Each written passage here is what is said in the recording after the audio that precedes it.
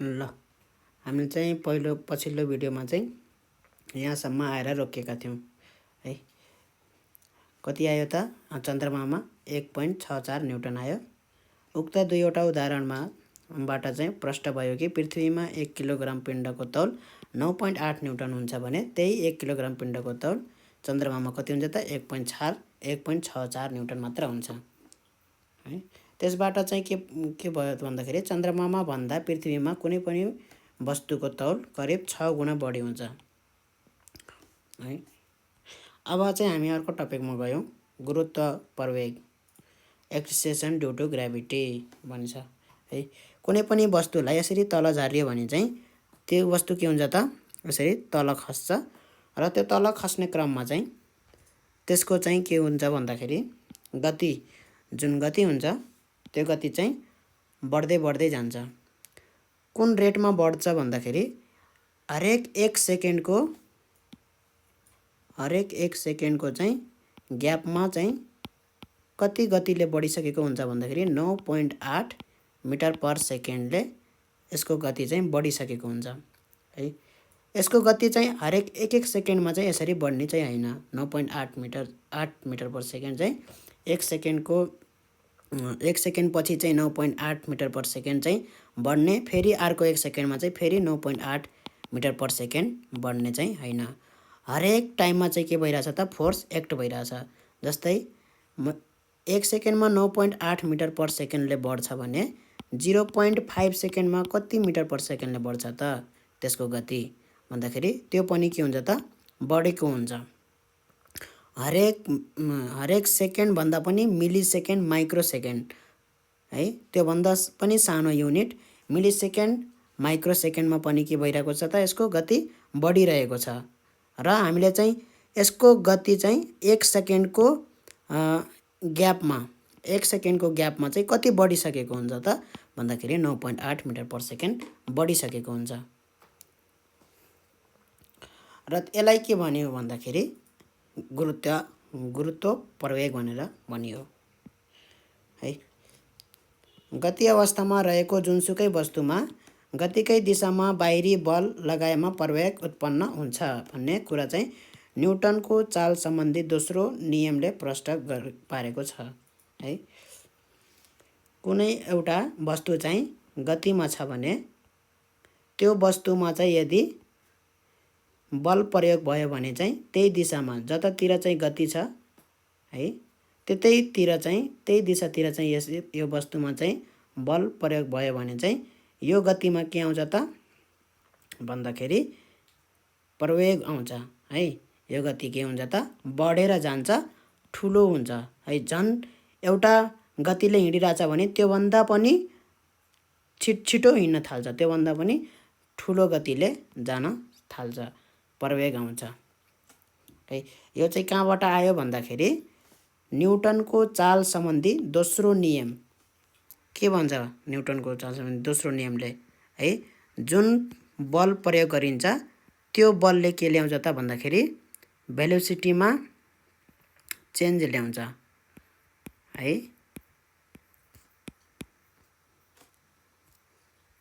कुरा बुझिन्छ? यहाँ गतिमा चेन्ज ल्याउँछ र त्यो कति समयमा त्यति चेन्ज ल्यायो त? जति समयमा जति चेन्ज ल्यायो त्यसमा के हुन्छ त भन्दाखेरि त्यसमा चाहिँ डाइरेक्टली प्रोपोर्सनल हुन्छ। डाइरेक्टली प्रोपोर्सनललाई के भन्छ त भन्दाखेरि यहाँनिर छ डाइरेक्टली प्रोपोर्सनलको, यहाँनिर छ समानुपातिक भन्दो रहेछ है डाइरेक्टली प्रोपोर्सनललाई। अब कुनै निश्चित उचाइबाट पृथ्वीको सतहतिर खसिरहेको वस्तुको बारेमा छलफल गरौँ। गुरुत्व बलले गर्दा उचाइबाट कुनै वस्तु पृथ्वीको सतहतिर खसिरहेको अवस्थामा त्यस वस्तुमा प्रवेग उत्पन्न हुन्छ है। किनभने त्यस वस्तुमा पनि के भइरहेछ त? बल लागिरहेको छ भने त्यो वस्तुको पनि के हुनु पर्यो त? गति बढ्नु पर्यो, गति बढ्दै जानु पर्यो है। गतिमा के आउनु पर्यो त? प्रवेग उत्पन्न हुनु पर्यो। चित्रमा एउटा स्याउ खसालेर प्रत्येक एक सेकेन्ड अवधिमा विशेष प्रकारको क्यामेराले लिएको स्याउको स्थितिहरूको चित्र दिइएको छ है। प्रत्येक 1 सेकेन्डको अवधिमा स्याउले पार गर्ने दूरी 9.8 मिटरले बढ्दै गएको छ। प्रत्येक 1 सेकेन्डको दूरीमा है। पहिलो 1 सेकेन्डमा जति दूरी पार गर्छ, दोस्रो 1 सेकेन्डमा त्योभन्दा दोब्बर 19.6 पार गर्छ। त्यसै गरी प्रत्येक सेकेन्डमा स्याउले पार गर्ने दूरी 9.8 मिटरका दरले बढ्दै जान्छ। पहिलो 1 सेकेन्डमा 9.8 मिटर दूरी कायम गर्यो भने अर्को 1 सेकेन्डमा चाहिँ त्यसको दोब्बर 9.8 को दोब्बर 19.6 मिटरको दूरी त्यसले के गर्छ त कायम गर्छ। त्यसपछि हेरी अर्को चाहिँ यसको पनि त्रिबल है भन्नाले 9.8 को इन्टु 3 गुणाले भनेपछि बढ्दै जान्छ। यस कारण स्याउ खस्दा यसको गति बढ्दै जान्छ, अर्थात् स्याउमा प्रवेग उत्पन्न हुन्छ है। स्याउमा पृथ्वीको गुरुत्व बलले गर्दा प्रवेग उत्पन्न भएको हो। बलले गति अवस्थामा रहेको वस्तुमा प्रवेग उत्पन्न गर्छ। तसर्थ कुनै पनि वस्तु तलतिर खस्दा गुरुत्व बलको कारणले उक्त वस्तुमा गुरुत्व प्रवेग उत्पन्न हुन्छ। फलस्वरूप जति जति वस्तु तल आउँछ गति बढ्दै जान्छ है। वस्तु चाहिँ जति जति तल जान्छ गति त्यसको के हुन्छ त बढ्दै जान्छ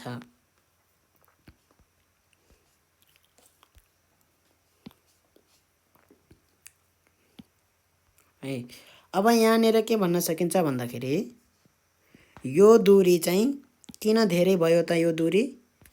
यो दूरी चाहिँ किन धेरै भयो भन्दाखेरि यो अर्कै गतिले कायम गरेको दूरी हो। जस्तै यहाँ जुन दूरी कायम गरेको छ, यहाँ त्यो दूरी कायम गरेको दूरी चाहिँ एउटा गतिले हो भने यो दूरी कायम गरेको चाहिँ अर्कै गतिले हो है। र यसभित्र पनि चाहिँ के छ त फरक गतिले चाहिँ है। यहाँ हरेक मिलिसेकेन्ड माइक्रोसेकेन्डमा गति के हुन्छ त चेन्ज हुँदै जान्छ। हरेक मिलिसेकेन्ड माइक्रोसेकेन्ड है यसरी गति चेन्ज हुँदै जान्छ, यसरी बढ्दै जान्छ। पृथ्वीको सतहतिर स्वतन्त्र रूपले बिना अवरोध खसिरहेको वस्तुमा गुरुत्व बलले उत्पन्न हुने प्रवेगलाई गुरुत्व प्रवेग भनिन्छ है। यसलाई जीले जनाइन्छ र यसको एकाइ मिटर पर सेकेन्ड स्क्वायर हुन्छ। यसको औसत पृथ्वीमा कति हुन्छ त 9.8 मिटर पर सेकेन्ड स्क्वायर हुन्छ है। यो केसित बराबर छ भन्दाखेरि 1 केजी मासको तौल कति हुन्छ त 9.8 न्युटन हुन्छ। त्यो नै के हो त त्यसको गति प्रवेग हो। ठीक छ। 1 केजी मासको 1 केजी पिण्डको कति तौल हुन्छ त 9.8 न्युटन तौल हुन्छ। त्यो तौल भनेको फोर्स हो, भनेको 1 केजी मास भनेको मास है र जी भनेको के हो त गति प्रवेग हो है। भनेपछि यदि 1 केजी मास भयो भने पिण्ड भयो भने यो जी गति प्रवेग के हुन्छ त यो बलसँग के हुन्छ त बराबर हुन जान्छ है। भनेपछि गति प्रवेग भनेको के हो त 1 केजी मासको तौल हो, तौलसँग बराबर छ। 1 केजी मासको तौलसँग बराबर हुन जान्छ। ठीक छ। कुनै निश्चित ठाउँमा स्वतन्त्र रूपले खसिरहेको सबै वस्तुहरूमा उत्पन्न हुने गुरुत्व प्रवेग समान नै हुन्छ है। चाहे सानो वस्तु खसालौँ चाहे ठुलो वस्तु खसालौँ है, त्यसमा उत्पन्न हुने गुरुत्व प्रवेग के हुन्छ त समान हुन्छ है। कुनै एउटा छतमा गएर चाहिँ छतबाट चाहिँ गएर चाहिँ एउटा सानो ढुङ्गा र एउटा ठुलो ढुङ्गा एकैचोटि खसालौँ, के हुन्छ त सानो ढुङ्गा र ठुलो ढुङ्गा के हुन्छ त कुन पहिला गएर पुग्छ त भन्दाखेरि है भुइँमा चाहिँ कुन पहिला गएर पुग्छ? सानो ढुङ्गा गएर भुइँमा पुग्छ कि ठुलो ढुङ्गा? जेनरली हामीले के सोच्न सक्छौँ भन्दाखेरि ठुलो ढुङ्गा चाहिँ चाँडो पुग्छ भन्ने चाहिँ सोच्न सक्छौँ। किनभने ठुलो ढुङ्गामा चाहिँ धेरै बल लागेको छ, धेरै बलले तानेको छ भन्ने चाहिँ हामीलाई के हुन्छ त महसुस हुन्छ है। धेरै बलले तानेको छ त्यो कुरा ठिक हो है, तर यसको के छ त पिण्ड पनि त धेरै छ है। पिण्ड धेरै भएको कारणले गर्दाखेरि यसको जुन प्रवेग हुन्छ त्यो के हुन्छ त त्यही नै रहिरहन्छ, भन्नाले 9.8 नै रहिरहन्छ। ठिक छ। यो सानो पिण्ड छ, सानो बलले तानेको छ यसलाई है। सानो पिण्डलाई सानो बलले तानेको छ, तर यो सानो भएको भएर यसको पिण्ड थोरै भएको भएर चाहिँ यसको प्रवेग चाहिँ के भयो त धेरै भयो है, 9.8 नै भयो के। भन्नाले चाहे त्यो वस्तु चाहे सानो होस् चाहे त्यो वस्तु ठुलो होस्, त्यसको गति प्रवेग कति हुन्छ त 9.8 नै हुन्छ है। अब यसलाई यहाँ देखाउन सकिन्छ, यहाँपट्टि एउटा एक्सपेरिमेन्ट गरेको छ यहाँ है। यसलाई लाइन बाई लाइन जाउँ। यस सम्बन्धका इटालीका वैज्ञानिक ग्यालिलियोले गरेका थिए। ग्यालिलियो सन् 1990 मा एउटा प्रयोग गरेर देखाएका थिए है। के देखाएका थिए भन्दाखेरि एउटा यस्तो खाले टावरमा गएर चाहिँ है, टावरमा गएर चाहिँ दुईटा वस्तु खसाले। एउटा मानौँ कि 50 केजीको वस्तु र एउटा 100 केजीको वस्तु। दुवै के भयो त, एउटा चाहिँ 100 केजीको वस्तु र एउटा 50 केजीको वस्तु। दुवै के गरे त एकैचोटि खसाल्दाखेरि दुवै एकैचोटि के पुगे त भुइँमा पुगे है। दुवै एकैचोटि भुइँमा पुगे। यो चाहिँ ग्यालिलियोले चाहिँ यसरी देखाएका थिए त्यतिखेर, कति 1590 तिर नै देखाएका थिए। ग्यालिलियोले पिसा भन्ने ठाउँमा रहेको ढल्केको टावर, लिनिङ टावर अफ पिसा भन्छ जसलाई, त्यहाँबाट चाहिँ ठुलो र सानो पिण्डहरू एकैसाथ खसाल्दा दुवै पिण्डहरू एकैसाथ समयमा जमिनमा पुग्दछ है। दुवै पिण्डहरू के हुन्छ त एकैचोटि पुग्छ है। टाइम चाहिँ दुवैलाई बराबर लाग्छ। ती दुवै पिण्डहरू खस्दा समान गुरुत्व प्रवेग उत्पन्न भएको तथ्य सिद्ध भएको थियो है। ती दुवै पिण्डहरू खस्दा समान गुरुत्व प्रवेग उत्पन्न भएको है, एउटै गुरुत्व प्रवेग उत्पन्न भएको कुरा चाहिँ यहाँबाट सिद्ध भयो। चाहे त्यो वस्तु चाहे सानो होस् चाहे ठुलो होस् है, जुन गुरुत्व प्रवेग हुन्छ त्यो के हुन्छ त दुवैमा बराबर हुन्छ, समान हुन्छ। ठिक छ। यसको लागि क्रियाकलाप गरिएको छ, यहाँ एक्सपेरिमेन्ट गरिएको छ है। करिब बराबर घनत्व भएको एउटा ठुलो टुक्रा र अर्को सानो टुक्रा ढुङ्गा लिनुहोस्। कुनै अग्लो स्थानबाट ती दुवै ढुङ्गा एकैसाथ खसालेर हेर्नुहोस्। ढुङ्गा खस्ने ठाउँमा एउटा धातु वा टिनको पाता राख्नुहोस्। ढुङ्गाका टुक्राहरू टिनमा ठोकिँदा आवाज ध्यान दिएर सुन्नुहोस् है। फेरि काम नलाग्ने एक पाना कागज डल्लो पार्नुहोस्। अर्को पाना कागज त्यतिकै हातमा लिनुहोस् र दुवैलाई एकसाथ खसाल्नुहोस्। के ठुलो ढुङ्गा र सानो ढुङ्गा एकैसाथ जमिनमा पुगे त? किन नहोला है, पुग्यो कि पुगेन त्यो पहिला हेर्नु पर्यो है। र के डल्ला पारेका र नपारेका कागजका पानाहरू एकैसाथ जमिनमा पुगे? यो दुईटाको उत्तर दिन पर्यो अब है। यी क्रियाकलापबाट के निष्कर्ष निकाल्न सकिन्छ छलफल गर्नुहोस् भनेर यो भनेको छ। ठिक छ। अब यो क्रियाकलाप आफै गर्नु पर्यो। यो क्रियाकलाप के गर्नु पर्यो त आफै गर्नु पर्यो है। तर यसको निष्कर्ष म भनिदिन्छु। यसको निष्कर्ष के हुन्छ भन्दाखेरि ठुलो ढुङ्गा र सानो ढुङ्गा एकैसाथ जमिनमा पुग्छ, एकैसाथ जमिनमा पुग्छ। जुन तल टिनको टुक्रा राखेको थियो त्यसमा आवाज सुन्दा दुवै आवाज के आउँछ त एकैसाथ आउँछ है। दुवै ढुङ्गा चाहिँ खस्दाखेरि चाहिँ एकैसाथ खस्छ टिनमा, आवाज पनि एकैसाथ यसरी आउँछ, एकैचोटि बजेको है। यसको चाहिँ निष्कर्ष त्यो हो। ठिक छ। क्रियाकलाप कता गयो? हो यहाँ छ। ठिक छ। र 2 नम्बरको छ के डल्ला पारेका र नपारेका कागज। अब चाहिँ यहाँ डल्ला पारेको कागज चाहिँ के हुन्छ त अगाडि गएर खस्छ भुइँमा, र नपारेको कागज चाहिँ खस्दैन। यो किन हुन्छ भन्दाखेरि यहाँ हावाको प्रभाव हुन्छ। हावाको के हुन्छ त प्रभाव हुन्छ है। हावाको प्रभावले गर्दाखेरि यो डल्लो पारेको कागजमा चाहिँ के भयो त भन्दाखेरि सपोज यो खसिरहेछ, यो डल्लो पारेको कागज यसरी तल खसिराख्दाखेरि चाहिँ हावाले यसलाई के गर्छ त भन्दाखेरि यसरी अपोज गर्छ है, यसलाई अवरोध गर्छ यसको गतिलाई हावाले है। तर यसको चाहिँ के छ त, गर्न खोज्छ यसलाई हैन, तर चाहिँ यसको के छ त भन्दाखेरि सानो भोल्युम, सानो, यसलाई त गुटुमुटु पारेको छ नि त है।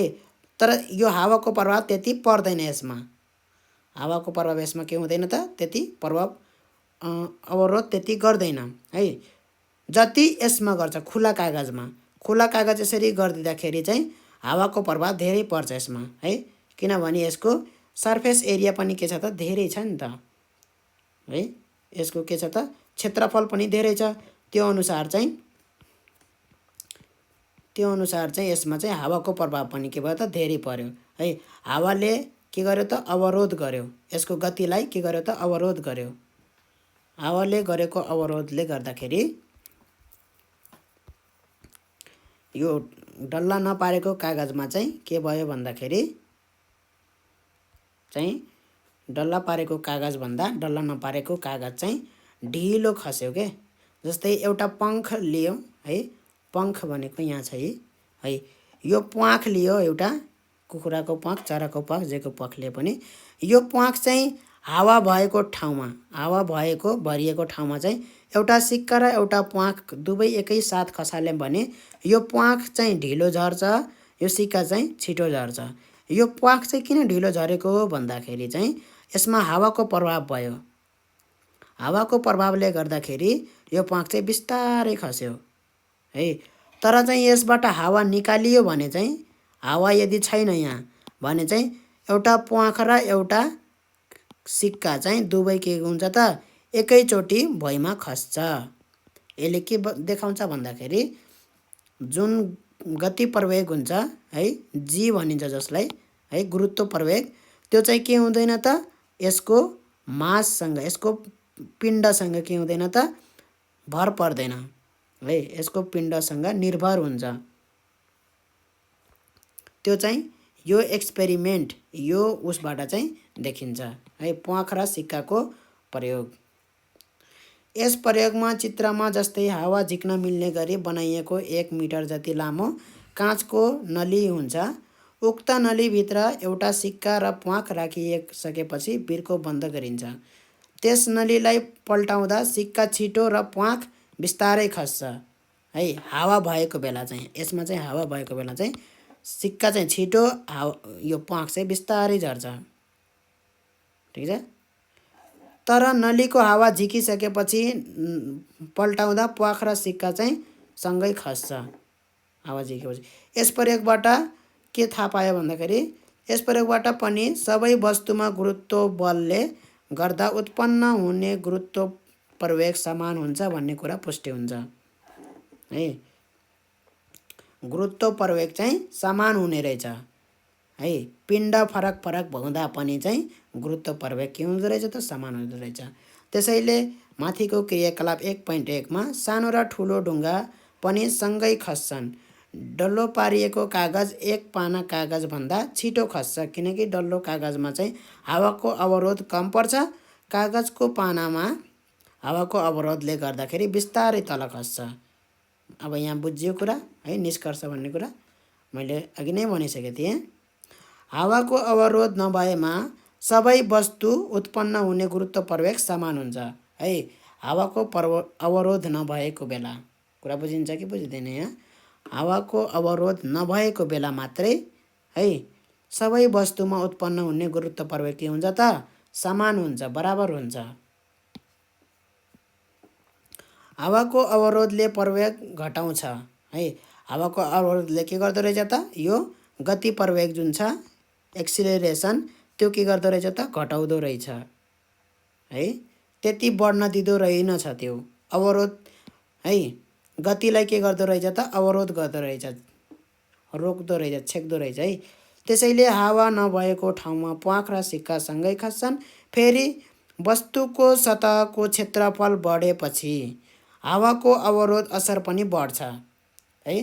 त्यो सानो डल्ला परेको कागजमा पनि हावाको अवरोध त थियो नि, थिएन र?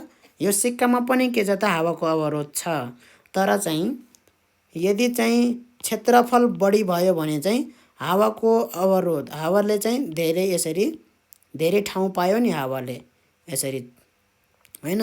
त्यसपछि क्षेत्रफल बढ्यो भने चाहिँ के हुन्छ त हावाको यो अवरोध पनि के हुन्छ त धेरै हुन्छ है रेसिस्टेन्स भन्छ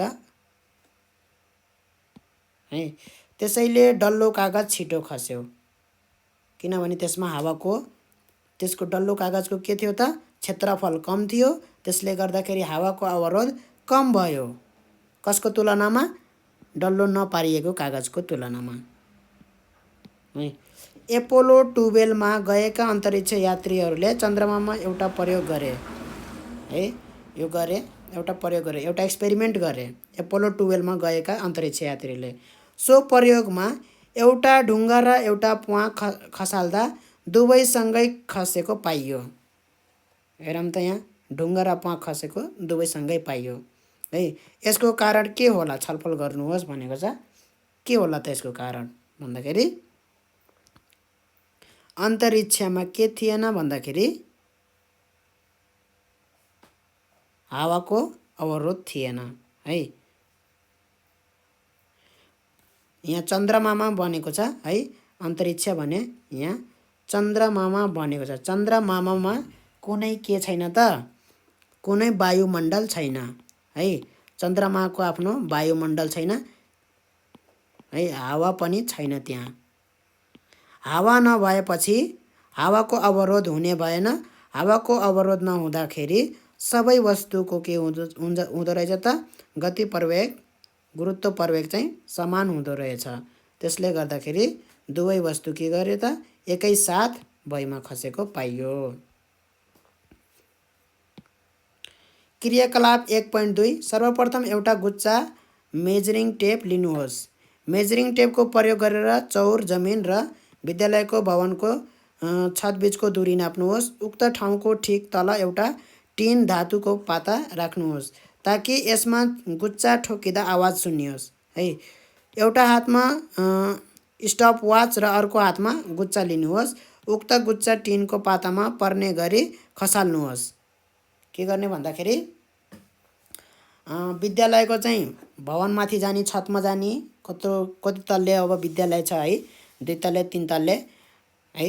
अब 3 तल्ले माथि जाने छतमै जाने एकदम त्यहाँबाट चाहिँ के गर्ने भन्दाखेरि एउटा गुच्छा खसाल्ने हो। कहाँ खसाल्ने हो तल राखिएको टिनको पातामा ताकि चाहिँ टिनको पातामै खसोस् र आवाज आओस्।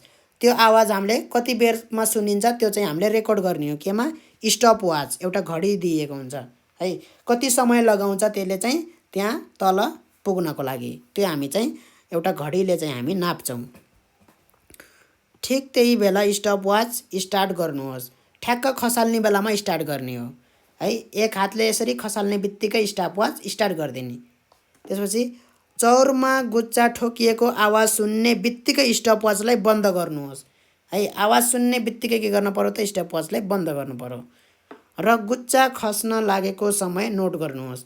त कति लाग्यो त गुच्छा माथिदेखि तल पुग्नलाई कति समय लाग्यो त त्यो के गर्नु पर्यो त नोट गर्नु पर्यो है। यही प्रक्रियालाई कम्तीमा 4 पटक दोहोऱ्याउनुहोस् र दिएका तलभरि औसत गुरुत्व प्रवेग मान पत्ता लगाउनुहोस्। 4 पटक दोहोऱ्याउने र चाहिँ यसको चाहिँ मान पत्ता लगाउने है। मान पत्ता लगाउने जुन यो सूत्र छ यो कसरी आयो त है न्युटनको दोस्रो सेकेन्ड ल अफ मोसनबाट है यो आएको। त्यहाँबाट डिराइभ भएका फर्मुलाहरूबाट सेकेन्ड ल भन्दा पनि काइनेटिक्सको लबाट आएको।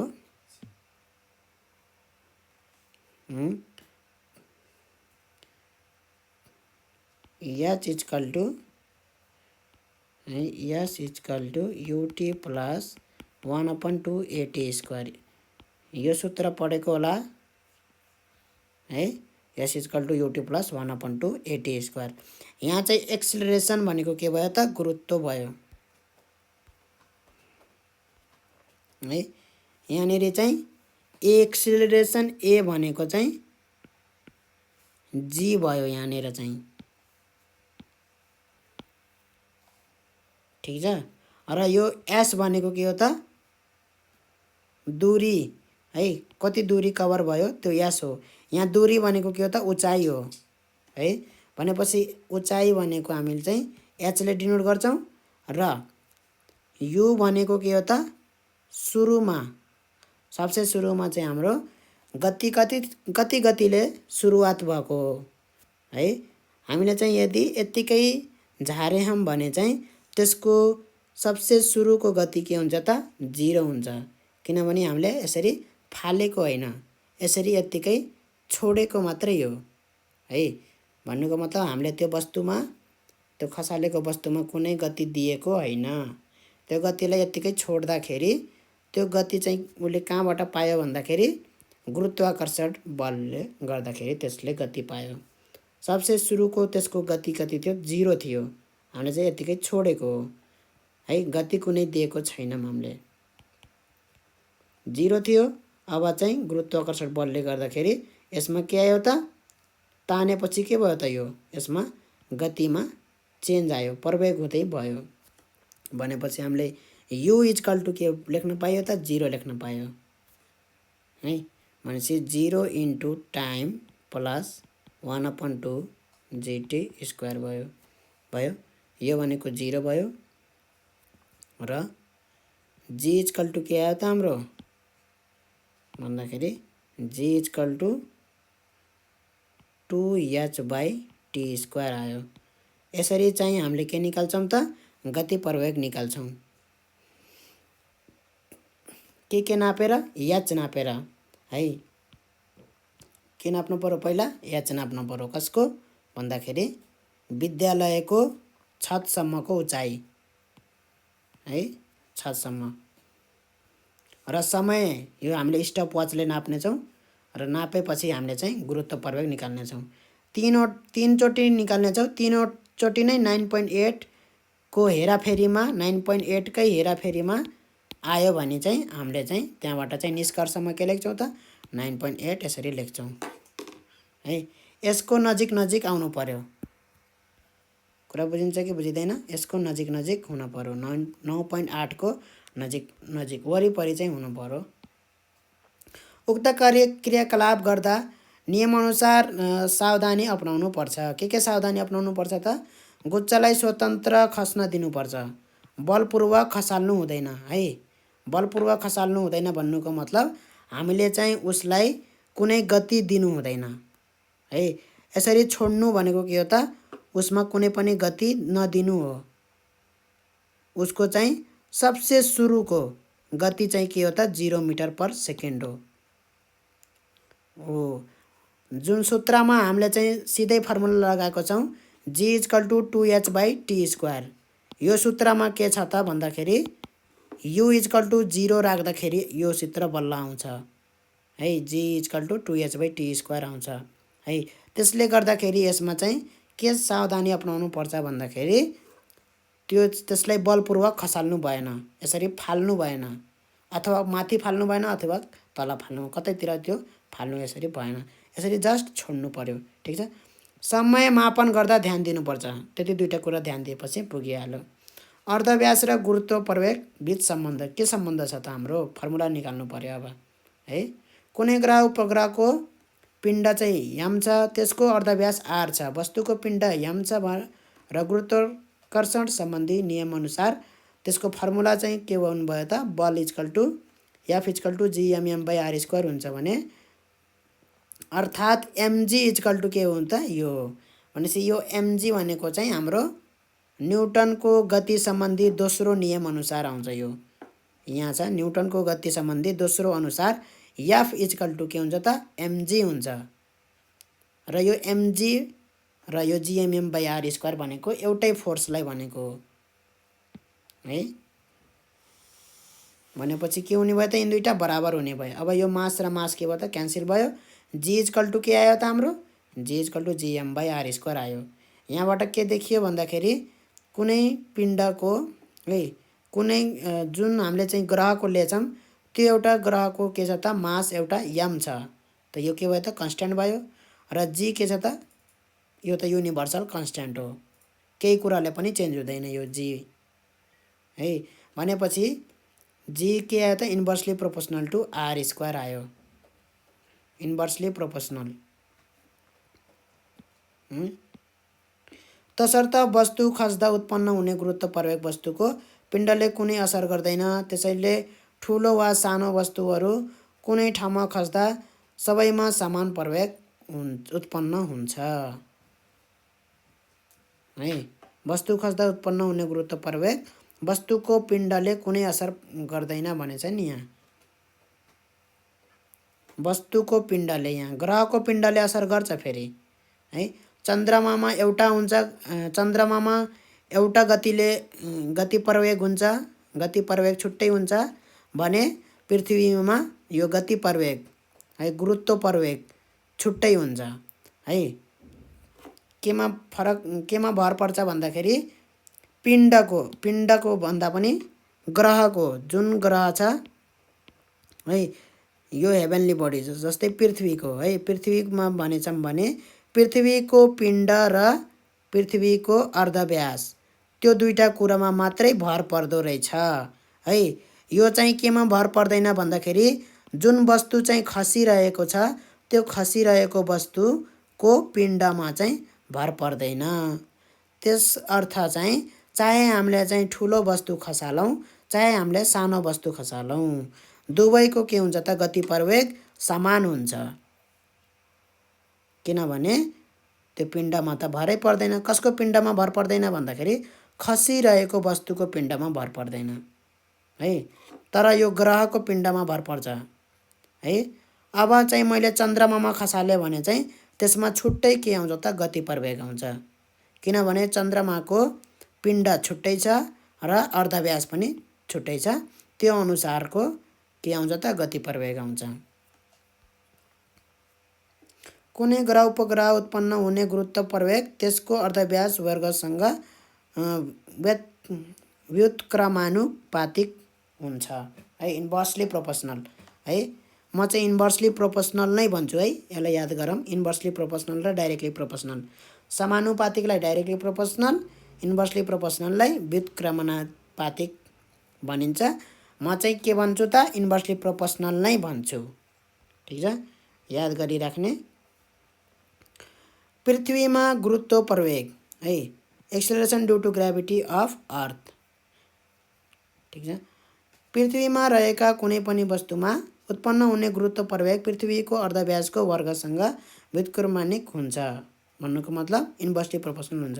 तसर्थ पृथ्वीको अर्धव्यास कम भएको ठाउँ ध्रुवमा गुरुत्वाकर्षण बढी हुन्छ। अब यहाँ कुरा बुझ्नु पर्यो है, ध्रुवमा चाहिँ के हुन्छ त बढी हुन्छ। पृथ्वीको अर्धव्यास बढी भएको ठाउँ भूमध्य रेखा है, भूमध्य रेखामा गुरुत्वाकर्षण कम हुन्छ। के भन्न खोजेको भन्दाखेरि पृथ्वी आफैमा के छ त यसो गोलो नभएर थ्याप्चो छ अलिकति, यसरी के छ त थ्याप्चो छ अलिकति, ठिक छ। भनेपछि यसको चाहिँ यो अर्धव्यास चाहिँ यतातिर ध्रुवतिर चाहिँ अर्धव्यास के हुन्छ त कम हुन्छ है, ध्रुवतिर अर्धव्यास कम हुन्छ। त्यसले गर्दाखेरि जुन हाम्रो चाहिँ गति प्रवेग हुन्छ गुरुत्व प्रवेग त्यो चाहिँ के हुन्छ त भन्दाखेरि inversely proportional to R square हुन्छ। यो आर कम हुन्छ, कहाँ कम हुन्छ भन्दाखेरि ध्रुवतिर, पोलतिर के हुन्छ त कम हुन्छ है।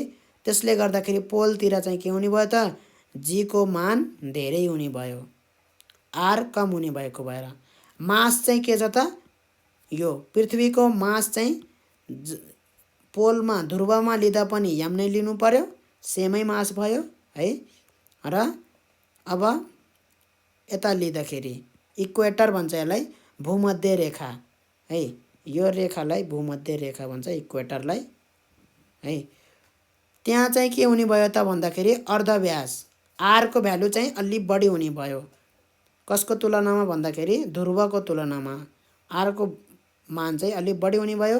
त्यसले गर्दाखेरि जी को मान के हुने भयो त अलिक कम हुने भयो है। भूमध्य रेखामा चाहिँ जी को मान के हुने भयो त अलिक कम हुने भयो, किनभने के छ त यो इन्भर्सली प्रोपोर्सनल छ, inversely proportional to R square छ। कुरा बुझिन्छ ल। अत गुरुत्व बल ध्रुवमा सबभन्दा बढी, भूमध्य रेखामा सबभन्दा कम हुने भएकाले है समान उचाइबाट खसालिएको वस्तु दुवै ध्रुवमा छिटो र भूमध्य रेखामा ढिलो खस्छ है। भनेपछि के हुँदो रहेछ त, एउटै एउटै उचाइबाट चाहिँ मैले यदि चाहिँ ध्रुवमा खसाले भने छिटो खस्छ र चाहिँ मैले भूमध्य रेखामा चाहिँ है त्यही उचाइबाट कुनै त्यही वस्तुलाई है वस्तु त जुनसुकै हुन पायो हैन यो वस्तुको पिण्ड चाहिँ जुनसुकै हुन पायो पिण्डमा के छ त निर्भर छ पिण्डमा भर पर्दैन ठीक छ भनेपछि भूमध्य रेखामा चाहिँ खसाल्दाखेरि चाहिँ ढिलो खस्यो है र ध्रुवमा खसाल्दाखेरि चाहिँ छिटो खस्छ ठीक छ पृथ्वीमा खस्ने र पृथ्वीबाट माथि जाने वस्तु गति सम्बन्धी गणितीय समस्याहरू समाधान गर्न गुरुत्व प्रवेगको प्रयोग गरिन्छ है पृथ्वीमा खस्ने र पृथ्वीबाट माथि जाने वस्तुका गति सम्बन्धी गणितीय समस्याहरू समाधान गर्न गुरुत्व प्रवेगको प्रयोग गरिन्छ जी को प्रयोग गरिन्छ है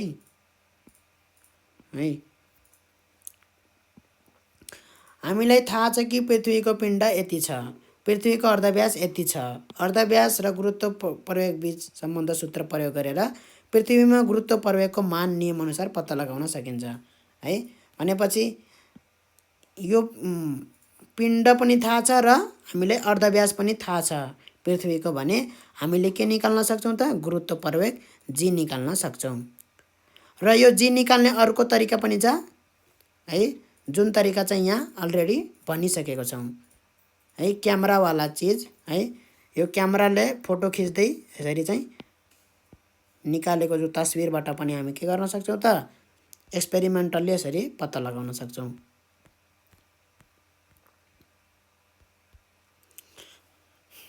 यसरी चाहिँ हामीलाई पिण्डको है पृथ्वीको पिण्ड थाहा छ र अर्धव्यास थाहा छ भने हामीले जी है यो निकाल्न सकिन्छ कति आयो त 9.83 मिटर पर सेकेन्ड स्क्वायर आयो है यहाँ जी को मान 9.83 मिटर पर सेकेन्ड स्क्वायर भए पनि विभिन्न सतहमा यसको मान फरक हुन्छ के कारणले फरक हुन्छ त भन्दाखेरि आर को कारणले फरक हुन्छ अर्धव्यासको कारणले फरक हुन्छ किनभने पृथ्वी चाहिँ एकदमै गोलो चाहिँ छैन कतै यसको आर चाहिँ ठाउँ अनुसार फरक छ त्यही भएर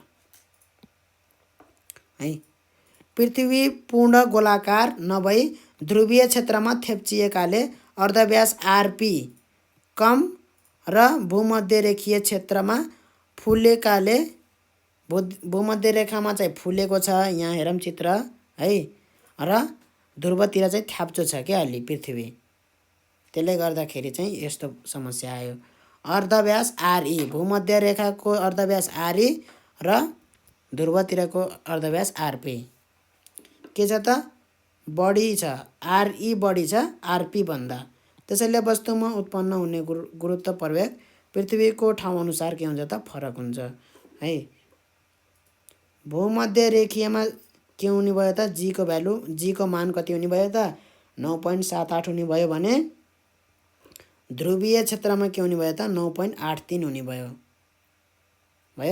र औसत रूपमा है एभरेज भनौं न है के हुने भयो त 9.8 हुने भयो है एभरेज भन्नाले 9. इन दुईटाको 9.78 आयो प्लस 9.83 आयो डिवाइड बाइ 2 गरौँ त कति आउँछ 9.8 आउँछ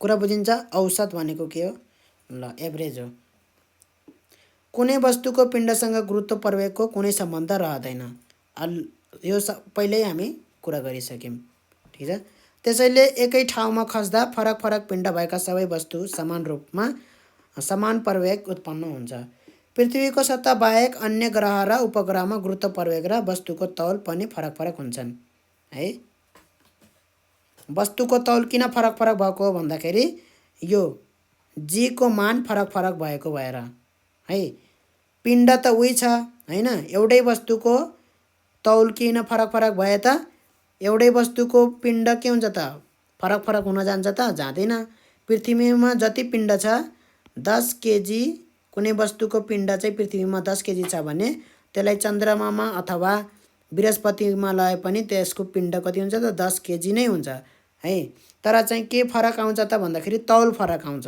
त्यो तौल फरक आउनुको कारण के हो त गुरुत्व प्रवेग जी है। तौल भनेको के हो त मास इन्टु गुरुत्व प्रवेग हो है। पिण्ड चाहिँ सेम छ है, पिण्ड चाहिँ एकनास छ, तर चाहिँ यो फरक फरक हुने भएकाले यसमा चाहिँ तौलको फरक फरक आउँछ। यसको बारेमा पनि अध्ययन गरौँ भनेर भनेको छ। ठिक छ। पृथ्वीमा कुनै वस्तुको तौल भन्नाले सो वस्तुमा पर्ने पृथ्वीको गुरुत्व बल, तौल भनेको गुरुत्व बल, न्युटनले चाल सम्बन्धी नियम अनुसार F = mg हुन्छ भनेर भने कुनै वस्तुको तौल। त्यसैले कुनै वस्तुको तौल पत्ता लगाउन ग्रहको गुरुत्व प्रवेग प्रयोग गरिन्छ है। जुन ग्रहमा चाहिँ हामीले चाहिँ त्यसको तौल पत्ता लगाउँदैछौँ त्यही ग्रहको हामीले के प्रयोग गर्नु पर्यो त? गुरुत्व प्रयोग गर्नु पर्यो। जस्तो कि मैले चाहिँ पृथ्वीमा चाहिँ कुनै एउटा वस्तुको चाहिँ तौल पत्ता लगाउन गइरहेको छु भने मैले चाहिँ यो वस्तुको पिण्ड कति छ त? यो वस्तुको पिण्ड छ m है, र यो पृथ्वीको गुरुत्व प्रवेग कति छ? g छ भने यसको तौल कति हुने भयो त भन्दाखेरि यसको तौल F = mg हुने भयो। ठिक छ। अब चाहिँ चन्द्रमामा गए, चन्द्रमामाको गुरुत्व प्रवेग g' छ भने त्यो पिण्डको त्यो वस्तुको पिण्ड m छ भने चन्द्रमामा त्यसको के हुने भयो त? तौल mg' हुने भयो। जस्तै पृथ्वीको गुरुत्व प्रवेग 9.8 रहेको छ भने 15 केजी पिण्ड भएको वस्तुको सतह कति हुने भयो त? यति हुने भयो। 15 × 9.8 = 147 हुने भयो। अब विभिन्न ग्रह उपग्रहको गुरुत्व प्रवेग कति हुन्छ हिसाब गरौँ। उदाहरणको लागि 1 चन्द्रमाको पिण्ड अर्धव्यास यति यति दिएको छ। क्रमश भनेको के हो त? पिण्डको यो भयो र अर्धव्यासको यो भयो, क्रमश है। छन् भने चन्द्रमाको गुरुत्व प्रवेग कति होला? 80 केजी पिण्ड भएको वस्तुको तौल कति होला चन्द्रमामा है। भनेपछि चन्द्रमाको पिण्ड यति छ, चन्द्रमाको अर्धव्यास यति छ, g को मान यति छ भने हामीले चाहिँ g निकाल्नु पर्यो, सानो g निकाल्नु पर्यो है, गुरुत्व प्रवेग निकाल्नु पर्यो। गुरुत्व प्रवेगको सूत्र यो रहेको छ। त्यसअनुसार चाहिँ कति आयो भन्दाखेरि 1.64 m/s² आयो है। अब यो g को मान यति आइसके पछाडि 80 केजी पिण्डको तौल कति हुने भयो त भन्दाखेरि गुरुत्व प्रवेग यति छ, आइसक्यो, हामीले निकालिसक्यौँ यहाँबाट, र पिण्ड चाहिँ 80 किलो छ भने त्यसको तौल के भयो त? पिण्ड इन्टु गुरुत्व प्रवेग 80 × 1.64 गरेर 131.2 न्युटन के भयो त? त्यसको तौल भयो। तसर्थ चन्द्रमा गुरुत्व प्रवेग यति हुन्छ र वस्तुको तौल यति हुन्छ। ठिक छ। 2 नम्बरमा हेरौँ। बृहस्पतिको पिण्ड यति दिएको छ, अर्धव्यास यति दिएको छ, बृहस्पति गुरुत्व प्रवेग कति हुन्छ र 80 केजी पिण्डको तौल कति हुन्छ? सेम हो है यो पनि। ठिक छ। सेम तरिकाले गर्ने हो, एकदमै सेम तरिकाले। पृथ्वीको अर्धव्यास भन्दा बृहस्पतिको अर्धव्यास निकै ठुलो, करिब 11 गुणा ठुलो छ। त्यसकारण बृहस्पतिको पिण्ड पृथ्वीको भन्दा फेरि 319 गुणा बढी छ है। तर यसो भए तापनि गुरुत्व बल थोरै मात्र बढी हुन्छ, किनभने अर्धव्यास बढेमा गुरुत्व बल कम हुन्छ है। बृहस्पति चाहिँ पिण्ड चाहिँ धेरै छ है, तर के छ त? फुलेको छ क्या एकदमै है, खादिएको छैन त्यो पिण्ड है। जम्मा के छ त? त्यसको अर्धव्यास 11 गुणा ठुलो छ है। जम्मा यो 11 अर्धव्यास चाहिँ जम्मा 11 गुणा ठुलो छ। पिण्ड चाहिँ 319 गुणा ठुलो हुँदा पनि चाहिँ गुरुत्व उस चाहिँ किन त्यति धेरै चाहिँ भएन? त्यति धेरै किन भएन भन्दाखेरि है, अर्धव्याससँगको के हुन्छ त? स्क्वायरमा रिलेसन हुन्छ है। गुरुत्व बल गुरुत्व बल भन्दा पनि गुरुत्व प्रवेग चाहिँ पिण्डको माससँग डाइरेक्टली प्रोपोर्सनल र आर स्क्वायर सित के छ त इन्भर्सली प्रोपोर्सनल छ है। अब यहाँ 11 भए पनि के हुन्छ त 319 हुन्छ र यहाँ 11 भए पनि के हुन्छ त 11 को स्क्वायरले गर्दाखेरि 121 भइहाल्छ के। त्यसले गर्दाखेरि स्क्वायर सित छ नि त, आर सित त छैन गुरुत्व प्रवेग, त्यसले गर्दाखेरि खासै धेरै हुँदैन है, थोरै मात्रामा मात्रै बढी हुन्छ। कुरा बुझिन्छ?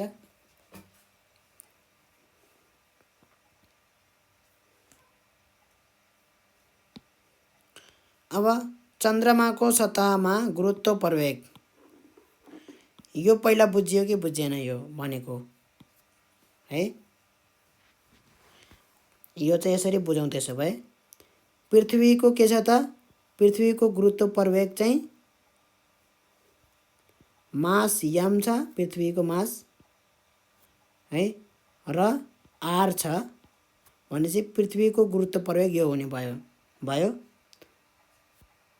अब म चाहिँ के बृहस्पतिको गुरुत्व प्रवेग जी ड्यास छ, जी ड्यास इक्वल टु जी बृहस्पतिको पिण्ड, बृहस्पतिको के त अर्धव्यास है। अब यो मेटाइदिउँ बरु ल। अब चाहिँ के हुन्छ भन्दाखेरि जी ड्यास इक्वल टु यो चाहिँ बृहस्पतिको के हो त भन्दाखेरि उस हो गुरुत्व प्रवेग हो। मास चाहिँ कति गुणाले ठुलो छ पृथ्वीको भन्दा 319 गुणा ठुलो छ, 319 गुणा पृथ्वीको पिण्ड है, 319 गुणा चाहिँ पृथ्वीको छ। र आर चाहिँ कति छ त अर्धव्यास, आर चाहिँ 11 गुणा चाहिँ आर छ के, आर ड्यास चाहिँ ठिक छ। भनेपछि 11 आर को के भयो त स्क्वायर भयो है। त्यो गर्दाखेरि जिएम इन्टु के भयो त 319 डिभाइड बाई यहाँ आर स्क्वायर भयो। 11 को स्क्वायर कति भयो त 121 भयो है। 11 को के भयो त स्क्वायर भयो, त्यो गर्दाखेरि 121 आयो कि यहाँ है। त्यसले गर्दाखेरि यो त के भयो त फेरि जी भयो कि भएन, G dash equal to G into 319 by 121। कुरा बुझिन्छ यहाँ? 319 बाई 121 भनेको कति आउँछ, जति आउँछ त्यति यहाँ लेख्ने है। भनेपछि त्यति धेरै आउँदो रहेनछ। ठिक छ। अब अर्को उसमा लागौँ, चन्द्रमाको सतहमा गुरुत्व प्रवेग। चन्द्रमाको पिण्ड सानो छ, चन्द्रमाको पृथ्वीको भन्दा 1/6 गुणा हुन्छ गुरुत्व प्रवेग है। तसर्थ चन्द्रमामा जी को मान 1.67 मिटर पर सेकेन्ड स्क्वायर हुन्छ है। उदाहरणको लागि पृथ्वीमा 100 केजी उठाउन सक्ने भारोत्तोलको चन्द्रमामा कति तौल भएको भार उठाउन सक्छ, हिसाब गरी देखाउनुहोस् है। 100 केजी को तौल कति हुन्छ त 980 न्युटन हुन्छ, एमजी लगाएर है। पिण्ड इन्टु गुरुत्व प्रवेग लगाएर चाहिँ निकालियो। उक्त मानिस 980 न्युटन उचाल्न सक्छ, यति चाहिँ उचाल्न सक्छ उसले 980 न्युटन, यो ख्याल गरेर राखौँ।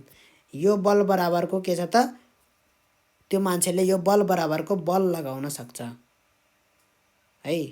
यो बल के छ त त्यो मान्छेले लगाउन सक्छ हातले, ठिक छ। यति बल, त्यसको शक्ति यति छ। फेरि चन्द्रमामा चाहिँ 980 न्युटन बराबरको कति पिण्ड हुनु पर्यो त है।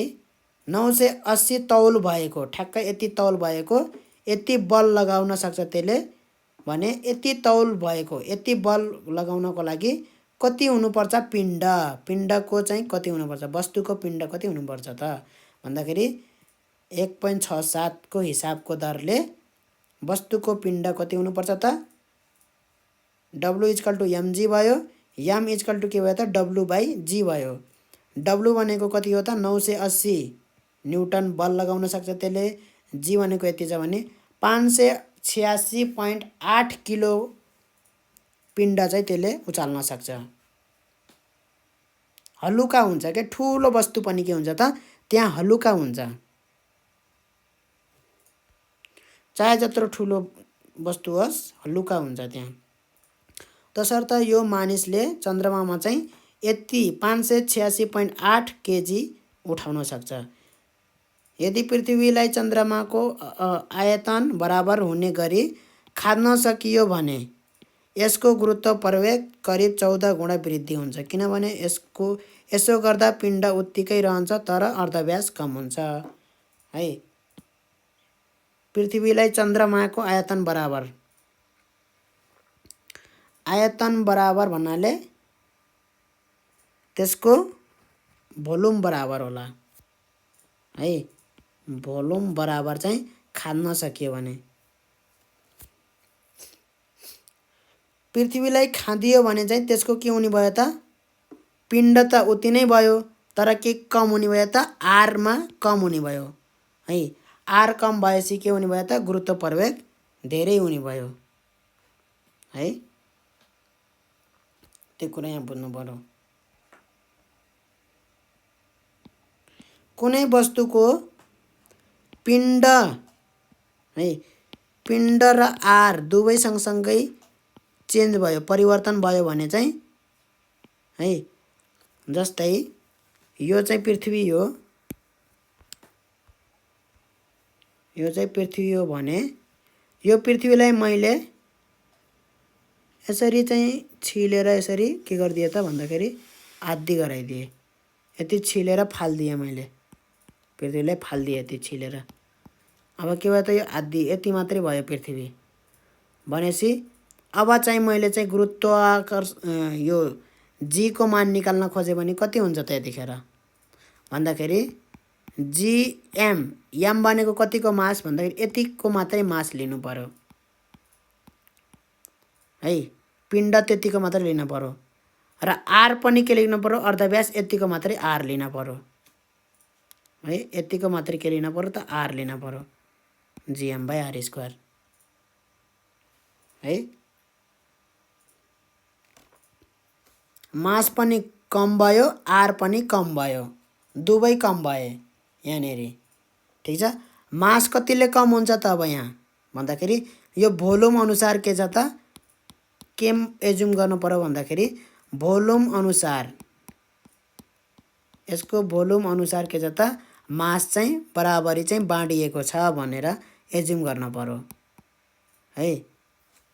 भन्दाखेरि यसको टोटल भोल्युम v हो भने यसको टोटल मास m हुन्छ। अहिले भोल्युम घटेर कति भएको छ v' भएको छ भने यसको मास पनि m' हुन्छ। v भोल्युम भनेको कति हो त 4/3 पाई ठुलो r क्युब थियो। यो चाहिँ कुनै पनि स्फियरको भोल्युम हो भोल्युमको सूत्र हो। v' भनेको के हुने भयो त 4/3 पाई r' को क्युब हुने भयो कि भएन भयो है। यो सायद यता तलपट्टि छ होला यहाँ अहिले आउँछ यो वेटलेसनेस के आएन भनेपछि यो गर्नुपर्छ है। यो चाहिँ गर्नुपर्छ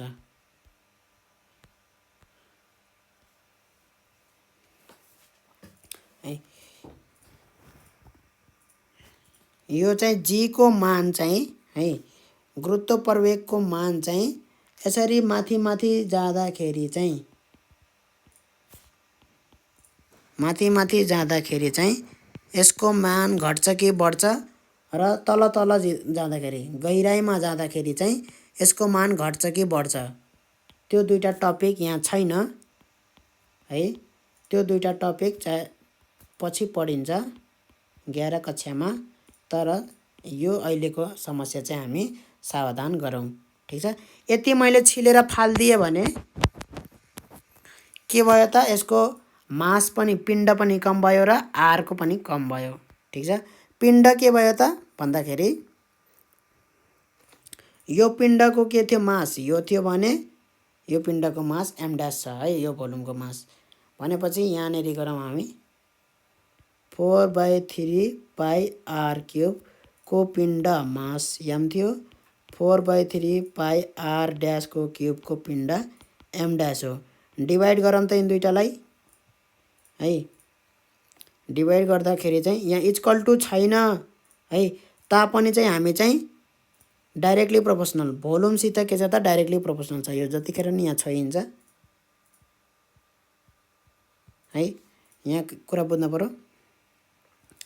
भोल्युम अनुसार के छ त यसरी डाइरेक्टली प्रोपोर्सनल छ मास है, त्यही भएर चाहिँ हामीले डाइरेक्टली प्रोपोर्सनल छ भने v इक्वल टु कन्स्टेन्ट के m लेख्न मिल्छ। ठिक छ, अहिले एउटा भोल्युम छ v1 यो भोल्युम v1 माने यो v1 को लागि यो मास हो m1 र यो भोल्युमको लागि यो मास हो m2, v2 इक्वल टु के m2 हुने भयो है। अब डिभाइड गरौँ त v1/v2 के भयो त v1/v2 इक्वल टु के m1 के m2 भयो कि भएन हो, के र के काट्यो v1/v2 इक्वल टु के हुने भयो त m1/m2 हुने भयो है। यसरी चाहिँ डाइरेक्टली प्रोपोर्सनल देख्यो भने चाहिँ सिधै हामीले के लेख्न मिल्छ त यो रिलेसन लेख्न मिल्छ, यो के लेख्न मिल्छ त यो सन्धि लेख्न मिल्छ के ल। भनेपछि यो v1 भोल्युम भनेको के भयो त हाम्रो 4/3 पाई आर क्युब हो र अर्को v2 भनेको 4/3 पाई आर डैश क्युब हो। मास m1 भनेको m छ र m डैश भने m2 भनेको के छ त m डैशले डिनोट गरेछौँ हामी। ठिक छ, यति र यति के भयो त क्यान्सल आउट भयो भनेपछि यहाँ चाहिँ के भयो भन्दाखेरि m dash by R dash cube equal to m by R cube हो। ठिक छ, यो रिलेसन हो। अब चाहिँ यहाँ के छ त भन्दाखेरि हाम्रो है g इक्वल टु के छ त अहिलेको नयाँ g भनेको है, पुरानो g भनेको यो हो gm/r स्क्वायर है, नयाँ g यो छिलेर फालेपछि यसलाई चाहिँ मैले यति छिलेर फालिदिएँ, छिलेर फालेपछि जुन नयाँ g हुन्छ त्यो नयाँ g इक्वल टु के हुन्छ त g नयाँ मास m डैश र नयाँ r radius r dash square हुन्छ। ठिक छ, ठिक छ, भनेपछि g m dash by r dash को क्युब भनेको कति हुन्छ त भन्दाखेरि m dash by r dash को क्युब भयो भने m बाई r क्युब लेख्न पाइन्छ। यहाँ चाहिँ r डैश मल्टिप्लाई गरेर यहाँ क्युब लेखौँ। ठिक छ, भनेपछि m dash by r dash को क्युबलाई हामीले m बाई r क्युब लेख्न पाइयो कि पाइएन, इन्टु के भयो त r डैश भयो। gm by r cube r square भएको भए के हुन्छ त हाम्रो g हुन्छ, r डैश बाई के आउँछ त r आउँछ। ठिक छ, यो बुझ्यो। g भनेको के हो त हाम्रो त gm बाई r स्क्वायर भनेको त g रहेछ यो है, त्यही भएर मैले चाहिँ यहाँनेरि चाहिँ gm बाई r क्युबको ठाउँमा चाहिँ gm बाई r स्क्वायर लेखेर चाहिँ एउटा r यता लेखेँ है, एउटा r कता लेखेँ भन्दाखेरि यता लेखेँ, मलाई चाहिँ मेटौँ यहाँनेरि। ठिक छ, ल यति लेखेको ठिक छ यहाँसम्म, ठिक छ है, यति लेखेको करेक्ट छ, करेक्ट छ। भनेपछि g डैश इक्वल टु के हुने रहेछ त r dash by r, r कतिले चेन्ज भयो त्यसैमा ऊ हुने रहेछ है, नयाँ r dash by r times हुने रहेछ क्या g। भनेपछि यो सानो r त के हुन्छ त यो r डैश के हुन्छ त r भन्दा कम हुन्छ, r dash is r less than r, त्यही भएर चाहिँ यसको भ्यालु चाहिँ 1 भन्दा के हुन्छ त कम हुन्छ, r डैश बाई r को भ्यालु चाहिँ 1 भन्दा के हुन्छ कम हुन्छ, लेस देन 1। है। बराबर भयो भने चाहिँ 1 हुन्छ है, सानो भयो भने लेस देन 1 हुन्छ, ठुलो भयो भने ग्रेटर देन 1 हुन्छ।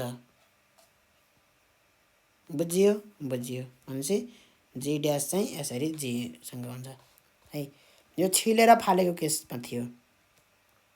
अब यहाँ हेरौँ त पिण्ड र तौलको फरक के हो भनेर। पिण्ड भनेको मास हो है, मास भनिन्छ त्यसलाई। तौल भनेको वेट, वेट भनेको हामीले बुझ्यौँ हैन। भनेपछि अब पिण्ड र तौलको म कुरा बुझाउँछु यहाँ है। एउटा ठुलो ढुङ्गा लियौँ है, त्यो ठुलो ढुङ्गालाई पानीभित्र के हुन्छ त, त्यो ठुलो ढुङ्गालाई उचाल्दाखेरि हलुका फिल हुन्छ। तर त्यही ठुलो ढुङ्गालाई मैले चाहिँ यता जमिनमा ल्याएर चाहिँ हावा भएको बेला मतलब है पानीभित्र चाहिँ उचाल्दाखेरि मलाई हलुका फिल भयो। बाहिर निकालेर पानीभन्दा बाहिर निकालेर उचाल्दाखेरि मलाई के भयो त, हलुका फिल भयो। तर चाहिँ त्यही ढुङ्गा हो, फेरि त्यत्रै ठुलो ढुङ्गा छ है। भन्नुको मतलब त्यसमा चाहिँ के छ त, मास चाहिँ सेम छ है, पिण्ड चाहिँ एउटै छ, तर तौल फरक फरक आयो नि। हो, तौल भनेको के हो भन्दाखेरि पृथ्वीले जुन तानेको बल हो त्यसलाई तौल भनिन्छ। पिण्ड भनेको के हो त, त्यसमा कति के छ त, कति चाहिँ त्यसमा चाहिँ पार्टिकलहरू छन् है। ठुलो ढुङ्गामा धेरै पार्टिकल हुन्छन्, सानो सानो पार्टिकलले के बनेको हुन्छ त, सबै बनेका हुन्छन् यसरी। रोटी केले बनेको हुन्छ त, सानो सानो पिठोले बनेको हुन्छ नि। त्यस्तै सबै चिजहरू चाहिँ यसो सानो सानो पार्टिकलले बने। त्यसमा जति धेरै पार्टिकल भयो त्यति धेरै के हुने भयो त, त्यसको मास हुने भयो। पिण्ड चाहिँ त्यो भयो। कुरा बुझियो? अब यसलाई मेटाम। अब चाहिँ यहाँ हेरौँ, वस्तुको तौल र पिण्ड अलग अलग कुराहरू हुन् है। त्यो कुरा चाहिँ अलग अलग हुन् बस है। तर जेनरली के छ भन्दाखेरि वस्तुको पिण्ड धेरै भयो भने त्यसको तौल पनि धेरै हुन्छ। त्यसले गर्दाखेरि हामी के बुझ्छौँ भन्दाखेरि पिण्ड र तौल चाहिँ एउटै एउटै हो जस्तो हामी बुझ्छौँ है। किनभने पिण्ड धेरै भयो भने तौल पनि धेरै हुन्छ हैन। ठुलो ढुङ्गाको तौल धेरै हुन्छ, सानो ढुङ्गाको तौल थोरै हुन्छ है। वस्तुको पिण्डलाई हाम्रो दैनिक जीवनमा तौल पनि भन्ने गरिन्छ। दैनिक जीवनमा त तौल नै भनिन्छ नि त हैन है। 1 किलो 2 किलो हैन। बराबर पिण्ड भएका वस्तुहरूको तौल बराबर हुन्छ है। अब यहाँबाट आउँछ पिण्ड बराबर छन् भने तौल पनि के हुन्छ त, बराबर आउँछ। त्यसले गर्दा नै यसमा चाहिँ दैनिक जीवनमा हामीले चाहिँ पिण्डलाई नै के भनेको त, तौल भनेको हो है। बराबर नै हुने हुँदा पिण्डलाई तौल भन्नेमा पनि फरक पर्दैन। हेरौँ त यहाँ है, बराबर पिण्ड भएका वस्तुहरूको तौल नै बराबर हुन्छ, त्यही भएर चाहिँ पिण्डलाई तौल भन्नेमा कुनै फरक पर्दैन। उदाहरणका लागि भौतिक तराजु फिजिकल ब्यालेन्सले नाप्दा पिण्डको नाप आउँछ। भौतिक तराजुमा नाप्दा सन्तुलन भएको अवस्थामा ढकमा पर्ने गुरुत्व बल र वस्तुमा पर्ने गुरुत्व बल के हुन्छ त, बराबर हुन्छ है। एकतिर के राखिन्छ त, तराजुमा ढक राखिन्छ। यसरी के छ त, हाम्रो तराजु छ, ठिक छ। यसरी तराजु छ। एकातिर के राखिन्छ त, सामान राखिन्छ, चामल हैन, धान चामल। यसरी यतातिर फलफुल अथवा के राखिन्छ त, सब्जी हैन, तरकारी किन्ने बेला। एकातिर के राखिन्छ त, ढक राखिन्छ। यसरी 1 किलोको ढक राखियो, 2 किलोको ढक राखियो है, ढेक्का है। यता लाग्ने बल र यता लाग्ने बल के हुने भयो त, बराबर हुने भयो कि भएन है। त्यो अनुसारले के भयो त भन्दाखेरि यहाँ हेरौँ त, यतापट्टि हेरौँ, मेटाइदिएँ मैले फेरि। यसरी हेरौँ त, यहाँ ढेक राखेको छ, ठिक छ।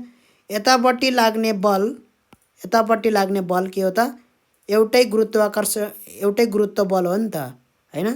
यसमा लाग्ने चाहिँ गुरुत्व प्रवेग र यसमा लाग्ने गुरुत्व प्रवेग के हो त, एउटै हो कि हैन? हो। त्यसले गर्दाखेरि चाहिँ यसमा भएको पिण्ड र यसमा भएको पिण्ड यदि बराबर छन् भने दुवैमा लाग्ने चाहिँ गुरुत्व बल के हुने हुन्छ त, बराबर हुने हुन्छ। त्यसले गर्दाखेरि यदि पिण्ड बराबर भयो भने तौल पनि के आउँछ त बराबर आउँछ र यो दुवै के हुन्छ त सन्तुलनमा हुन्छ यसरी बराबरमा हुन्छ है। उक्त भौतिक तराजु ढक र वस्तुलाई चन्द्रमामा लगेर नाप्दा वस्तु र गुरुत्व बल पृथ्वीमा भन्दा जति कम पर्यो ढकमा पनि त्यति नै कम गुरुत्व बल पर्छ। अब यो दुवैलाई है दुवैलाई मैले ढकलाई पनि के लगे त चन्द्रमामा लगे र यति यति जुन तरकारी थियो यति है यतापट्टि तरकारी राखेको थियो यति तरकारीलाई पनि मैले के लगे त भन्दाखेरि वहाँ लगे है चन्द्रमामा लगे दुईटैलाई। अब त्यहाँ गएर नाप्यो भने पनि के हुन्छ त यो बराबर आउँछ सन्तुलन आउँछ यो है। यता पनि ढल्केको हुन्न यता पनि ढल्केको हुन्न भन्दाखेरि दुवैलाई मैले चन्द्रमामा लग्दाखेरि अहिले दुवैलाई के गर्यो त चन्द्रमाको गुरुत्व प्रवेग जी ड्यास चन्द्रमाको जो गुरुत्व प्रवेग जी ड्यास छ त्यो अनुसारले चाहिँ चन्द्रमाको गुरुत्व बल दुवैमा के भयो त बराबर भयो किनभने दुवैको पिण्ड के छ त बराबर छ। पिण्ड त हामीले बराबर ल्याछौँ त्यस अनुसारले चाहिँ यहाँ पिण्ड भनेको छुट्टै कुरा हो है तौल भनेको छुट्टै कुरा हो ठीक छ। अहिले पनि चन्द्रमामा लग्दा पनि के आयो त उनीहरूको सन्तुलन के भयो त बराबर भयो सन्तुलन भनेको यता पनि ढल्केन यता पनि ढल्केन ठीक छ किनभने दुवैको के भयो त घट्यो के जस्तै यो ढ्याकको पनि घट्छ र यो तरकारीको पनि के गर्छ त गुरुत्व बल अथवा तौल घट्छ दुवैको तौल घट्छ एकैचोटि घट्छ है त्यसले गर्दाखेरि सन्तुलन अझै पनि कायम रहिरहन्छ। त्यसैले तराजु सन्तुलन भइरहन्छ अर्थात् बराबर पिण्ड नै देखाउँछ। यसकारण वस्तु र ढकमा पर्ने गुरुत्व बल दाँजेर पिण्डको नाप लिइन्छ है। यसरी चाहिँ फिजिकल ब्यालेन्सले के गर्छ त भन्दाखेरि पिण्ड नाप्ने काम गर्छ है। पिण्ड नाप्ने काम फिजिकल ब्यालेन्स भौतिक तराजुले नाप्ने काम गर्छ ठीक छ। तपाईहरूलाई कक्षा 10 को विज्ञान पुस्तकको पिण्ड कति छ भन्ने थाहा छ? यो कसरी र के को प्रयोगले नापिन्छ होला कक्षामा छलफल गर्नुहोस्। अब यो कक्षामा छलफल गर। वस्तुमा भएको पदार्थको परिमाण क्वान्टिटी अफ म्याटर भन्छ नि पदार्थ कति छ त्यो म्याटर भनेको सानो सानो सानो सानो पार्टिकलहरू कति छन् त्यसलाई नै पिण्ड भनिन्छ। त्यो सानो सानो पार्टिकलको मास नै टोटल मास भएर आउँछ। पिण्ड त्यस वस्तुमा भएका परमाणुहरूको सङ्ख्या र ती परमाणुहरूको पिण्डमा भर पर्छ है। वस्तुको पिण्ड किलोग्राम एकाइमा नापिन्छ। वस्तुको पिण्डलाई भौतिक तराजुमा नापिन्छ है। पिण्ड नाप्ने काम तराजुमा हुन्छ र तौल नाप्ने काम स्प्रिङ ब्यालेन्समा हुन्छ। स्प्रिङ ब्यालेन्स भन्ने एउटा यन्त्र छ त्यो यन्त्रले बल नाप्ने काम गर्छ है र त्यो बल नाप्ने काम गरेको भएर चाहिँ त्यसले चाहिँ तौल नाप्न पनि मद्दत गर्छ। तर चाहिँ पिण्ड नाप्नुलाई नै यहाँ के भनिन्छ त तौल नाप्नु भनिन्छ। कुरा बुझिन्छ कि बुझिँदैन? पिण्ड नाप्नुलाई नै यहाँ के भनिन्छ त तौल नाप्नु भनिन्छ तर त्यो वास्तवमा हो त होइन। पिण्ड र तौल फरक फरक कुरा हुन् भन्ने कुरा थाहा पाइसके पछाडि पिण्ड नाप्नुलाई नै तौल नाप्नु चाहिँ एक किसिमले बराबर पिण्ड छन् भने बराबर तौल हुन्छन् त्यो हिसाबले पनि उ गरियो तर चाहिँ दुवै चाहिँ के हुन्छ फरक फरक कुराहरू हुन्। कुनै वस्तुलाई पृथ्वीको जुनसुकै भागमा वा अन्तरिक्षमा वा अन्य ग्रहमा लगे तापनि त्यसको पिण्ड परिवर्तन हुँदैन है। त्यसभित्र चाहिँ कति पदार्थ छ कति परिणाम छ त्यो पदार्थको त्यो कम हुन्छ त हुँदैन। क्रियाकलाप 1.3 के भनेको छ भन्दाखेरि बराबर साइजका 3 वटा प्लास्टिकका थैलीहरू लिनुहोस्। ठुला र साना गरी दुई थरीका 25-25 वटा चाहिँ गुच्छाहरू सङ्कलन गर्नुहोस् है। दुई थरी चाहिँ ठुला र साना गरी एउटामा चाहिँ ठुला ठुला अर्कोमा चाहिँ साना साना होला है। काँचको गुच्चा नपाइएमा माटाका गुच्चाहरू बनाएर सुकाउनुहोस्। थैली क मा 15वटा ठुला गुच्चा राख्नुहोस्। थैली ख मा 10वटा ठुला गुच्चा र ग मा 10वटा साना गुच्चा राख्नुहोस्। तीनैवटा थैलीलाई भौतिक तराजुमा राखेर पिण्ड नाप्नुहोस्। अवलोकन गरेको कुरा निम्नानुसार भयो वा भएन जाँच्नुहोस्। है, अब यहाँ निम्नानुसार भयो कि भएन भनेर जाँच्न पर्यो। यो निम्नानुसार के छ हेरौँ त। क र ख थैलीमा रहेका प्रत्येक गुच्चाको पिण्ड बराबर भए पनि सङ्ख्या क थैलीमा बढी भएकाले पिण्ड पनि बढी भयो। है, के भनेछ भन्दाखेरि क र ख को थैली जसमा चाहिँ 15वटा ठुला, ख मा चाहिँ 10वटा ठुला गुच्चा, ग मा चाहिँ 10वटा साना गुच्चा राख्नुहोस् भनेको छ हैन। क र ख मा चाहिँ रहेका प्रत्येक गुच्चाको पिण्ड बराबर भए पनि, यसमा चाहिँ क र ख मा चाहिँ बराबर भए पनि सङ्ख्या क थैलीमा बढी भएकाले पिण्ड पनि के हुन्छ बढी भयो। कुरा बुझ्यो कि बुझेन है। यहाँ चाहिँ के भन्न खोजेको भन्दाखेरि मैले चाहिँ क थैली क भन्ने चाहिँ त्यसमा र ख भन्ने थैलीमा चाहिँ है जुन गुच्चा राखेको थिए, यसमा राखेको गुच्चाको पिण्ड र यसमा राखेको गुच्चाको पिण्ड के छन् त बराबर छन् है। तर क मा चाहिँ मैले कतिवटा राखेको थिएँ 15वटा राखेको थिएँ र ख मा मैले कतिवटा राखेको थिएँ जम्मा 10वटा राखेको थिएँ है। गुच्चाको पिण्ड चाहिँ बराबर छन्, तर यसमा 10वटा राखेको भएर थोरै भयो यसको पुरै पिण्ड है, यसको थोरै भयो पिण्ड र यसको के भयो त धेरै भयो पिण्ड है, किनभने 15वटा छन् नि त हो, त्यसले गर्दाखेरि। त्यस्तै ख र ग थैली गुच्चाको सङ्ख्या बराबर भए पनि सङ्ख्या चाहिँ बराबर छन् ख र ग मा। हेरौँ त, ख र ग थैलीमा चाहिँ 10-10वटा चाहिँ के छ त 10-10वटा चाहिँ सङ्ख्यामा छ है, बराबर सङ्ख्यामा छ। यसमा पनि 10वटा छ, यसमा पनि 10वटा, तर यो गुच्चाको पिण्ड चाहिँ के छ त फरक फरक छ। ख मा राखिएको 10वटा जुन गुच्चा छन् त्यो गुच्चाको पिण्ड नै के छ त फरक फरक छ। त्यसले गर्दाखेरि ख को थैलीको पिण्ड र ग को थैलीको पिण्ड के हुने भयो त फरक फरक हुने भयो। सङ्ख्या बराबर हुँदा पनि पिण्ड फरक भए, यसमा चाहिँ गुच्चाको पिण्ड बराबर हुँदा पनि सङ्ख्या फरक भएको भएर चाहिँ पिण्ड चाहिँ फरक आए। कुरा बुझिन्छ ल। तापनि ख को प्रत्येक गुच्चाको साइज ठुलो भएकाले ख को पिण्ड बढी भयो। अब परमाणुलाई गुच्चासँग र थैलीलाई वस्तुसँग तुलना गर्ने हो भने वस्तुको पिण्ड घटबढ हुने कारण थाहा हुन्छ है। परमाणु भनेको अब यहाँ जस्तो हामीले गुच्चा भन्यौँ, त्यो गुच्चालाई के भन्ने त अब परमाणुसित तुलना गर्ने है, परमाणुसँग तुलना गर्ने। परमाणु भनेको थाहा भयो, परमाणु भनेको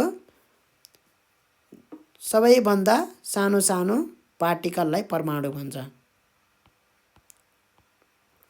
जुनसुकै पनि चिज अथवा सब्स्टेन्स के हुन्छ त भन्दाखेरि सानो सानो पार्टिकलले बनेको हुन्छ, त्यसलाई हामी परमाणु भन्छौँ। यस्तै अहिले यहाँ गुच्चा गुच्चा राखेर चाहिँ यो थैली भर्यौँ नि खको थैली, त्यस्तै चाहिँ सानो सानो यसरी गुच्चा जस्तै राखेर चाहिँ के हुन्छ त एउटा कुनै सब्स्टेन्स बनेको हुन्छ है। यहाँ त्यही अनुसारको हामीले गुच्चालाई परमाणु, थैलीलाई वस्तु यसरी तुलना गर्ने हो भने ठ्याक्क कारण चाहिँ थाहा पाइन्छ किन हुने रहेछ भन्ने कुरा। अब अर्को के छ त तौल, वेट है। कुनै पनि वस्तुलाई पृथ्वीले आफ्नो केन्द्रतिर तान्ने बलको नाप नै के हो त पृथ्वीमा त्यस वस्तुको तौल हो। बुझ्यो है, पृथ्वीले तानेको भएर चाहिँ पृथ्वीमा चाहिँ त्यस वस्तुको तौल भयो। चन्द्रमामा लग्यो भने चाहिँ चन्द्रमाले तान्छ, त्यसपछि चन्द्रमामा भएको त्यस वस्तुको तौल हुन्छ त्यसमा, हैन? है, कमानी स्प्रिङ तराजुले तौल बलको नाप देखाउँछ, है? स्प्रिङ ब्यालेन्स भन्छ, है?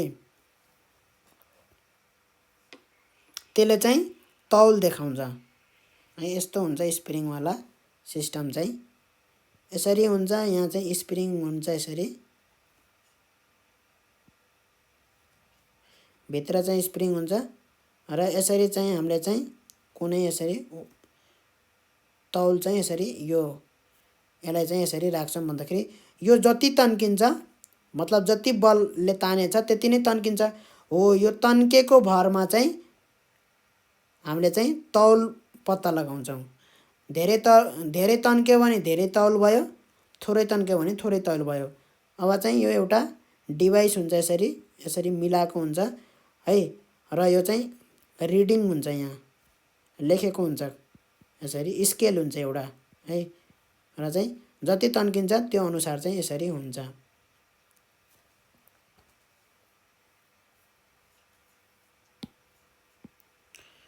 तौल न्युटन एकाइमा नापिन्छ। तौल चाहिँ के एकाइमा नापिन्छ त? न्युटन एकाइमा नापिन्छ। पिण्ड चाहिँ केजीमा नापिन्छ।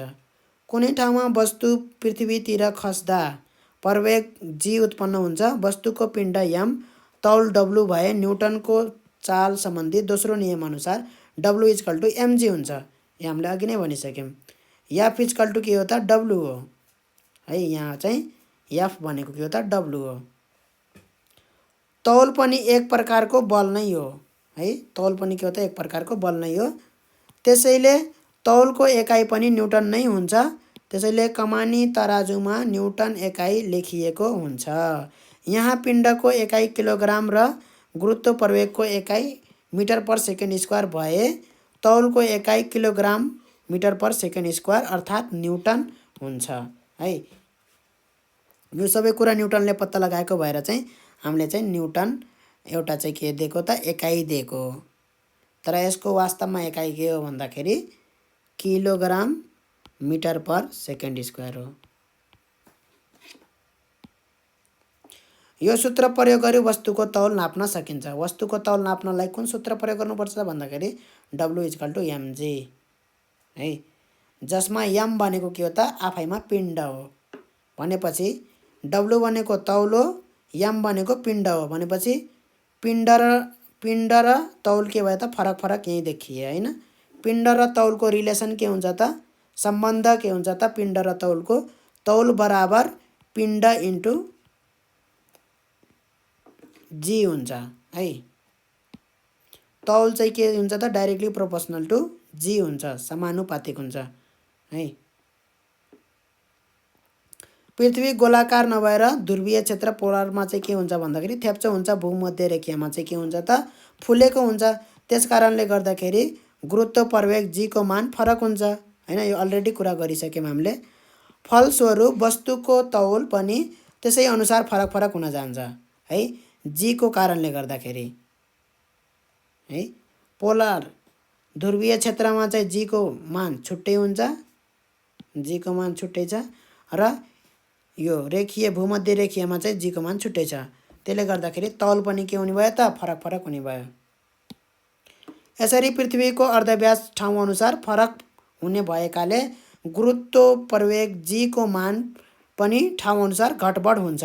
सोही अनुसार वस्तुको तौल पनि ठाउँ अनुसार फरक हुन्छ, है? कुरा बुझिन्छ? यहाँ एकदमै क्लियर छ, है?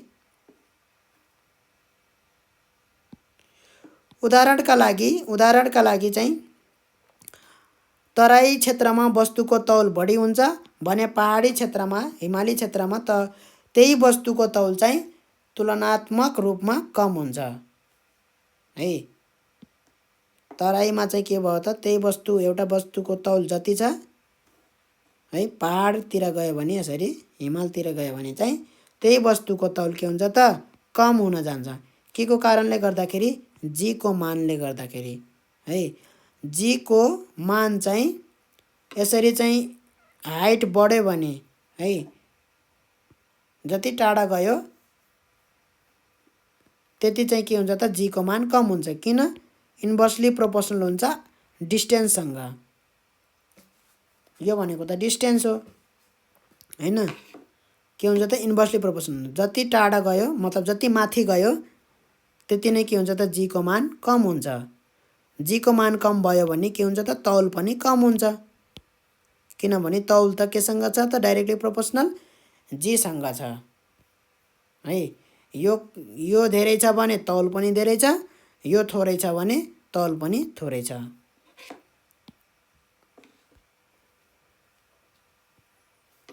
जति उचाइमा गयो त्यति नै वस्तुको के हुन्छ त तौल पनि घट्दै जान्छ है। उचाइमा जाँदाखेरि के हुन्छ त तौल घट्दै जान्छ र जी को मान पनि घट्दै जान्छ। त्यस कारणले गर्दाखेरि तौल घट्दै गएको हो है। जी को मान घट्दै जान्छ भन्ने कुरा चाहिँ कहाँबाट पुष्टि हुन्छ भन्दाखेरि यो रिलेसनबाट पुष्टि हुन्छ। यो रिलेसन देखाउनु जरुरी छ। यो आर भनेको यहाँ आर नलेखेर डी लेखे पनि भयो है। डी भनेको चाहिँ जुन कुराको तौल नाप्न गइराछौं है त्यो वस्तु चाहिँ पृथ्वीको केन्द्रीय सेन्टरबाट चाहिँ कति टाढा छ त्यही नै के हो त यो डी हो है। डी इज द डिस्टेन्स है त्यो बडीको है। यो बडीको जसको चाहिँ हामी तौल नाप्न गइरहेका छौं है त्यो वस्तु चाहिँ पृथ्वीको केन्द्रबाट है यहाँ सेन्टरबाट कति टाढा छ त्यो नै के हो त डी हो है। र यो जी को भ्यालु चाहिँ हाम्रो के हुन्छ त जी को भ्यालु चाहिँ inversely proportional to d square हुन्छ। र यदि चाहिँ यो जति हामी चाहिँ माथि माथि गयौं त्यति नै के भयो त जी को मान कम हुँदै जान्छ। त्यसले गर्दाखेरि हाम्रो चाहिँ तौलको मान पनि कम हुँदै जान्छ। त्यसैले सगरमाथाको टुप्पामा वस्तुको तौल पृथ्वीको सतहको विभिन्न ठाउँमध्ये सबैभन्दा कम हुन्छ है। सगरमाथा भनेको सबैभन्दा अग्लो स्थान त्यही हो, उचाइको स्थान। स्वतन्त्र खसाई फ्री फल भनिन्छ। त्यो भनेको के हो त? फ्री फल भनेको चाहिँ कुनै बडी चाहिँ यसरी कुनै वस्तु चाहिँ यसरी खसिरहेछ र त्यसमा कुनै पनि हावाको अवरोध छैन। हावाको अवरोध नभएको बेला चाहिँ यो खसाइलाई के भन्छ त स्वतन्त्र खसाई भन्छ, फ्री फल भन्छ है। फ्री भएर खसिरहेछ है। हावाको अवरोध यसमा लागेको छैन भने त्यतिखेर के भयो त फ्री फल भयो, स्वतन्त्र खसाई भयो। सुरक्षित तवरले विद्यालयको कौसीबाट एउटा गुच्चा र बिरुवाको पात एकैसाथ खसाल्दा के तिनीहरू एकैसाथ जमिनमा पुग्छन् त? पक्कै पनि नपुग्लान्। गुच्चा पातभन्दा अगाडि जमिनमा सतहमा पुगिहाल्छ। गुच्चा छिटो पुग्छ नि त हैन। किन यस्तो हुन्छ होला त फेरि? उचाइबाट खस्ने वस्तुहरू गुरुत्व प्रवेग समान हुन्छ भए तापनि गुच्चा र पात एकै समयमा जमिन सतहमा नआइकिन गुच्चा पहिले पुग्यो होला। किन यस्तो भयो भन्दाखेरि यो कारण यसको कारण के हो भन्दाखेरि यो हावाको प्रभाव हो है। हावाको अवरोधले गर्दाखेरि यस्तो भएको हो है। हावाको अनुपस्थितिमा मात्र सम्पूर्ण वस्तुहरूको गुरुत्व प्रवेग के हुन्छ त समान हुन्छ। एकैचोटि चाहिँ खस्छ एकै साथमा है।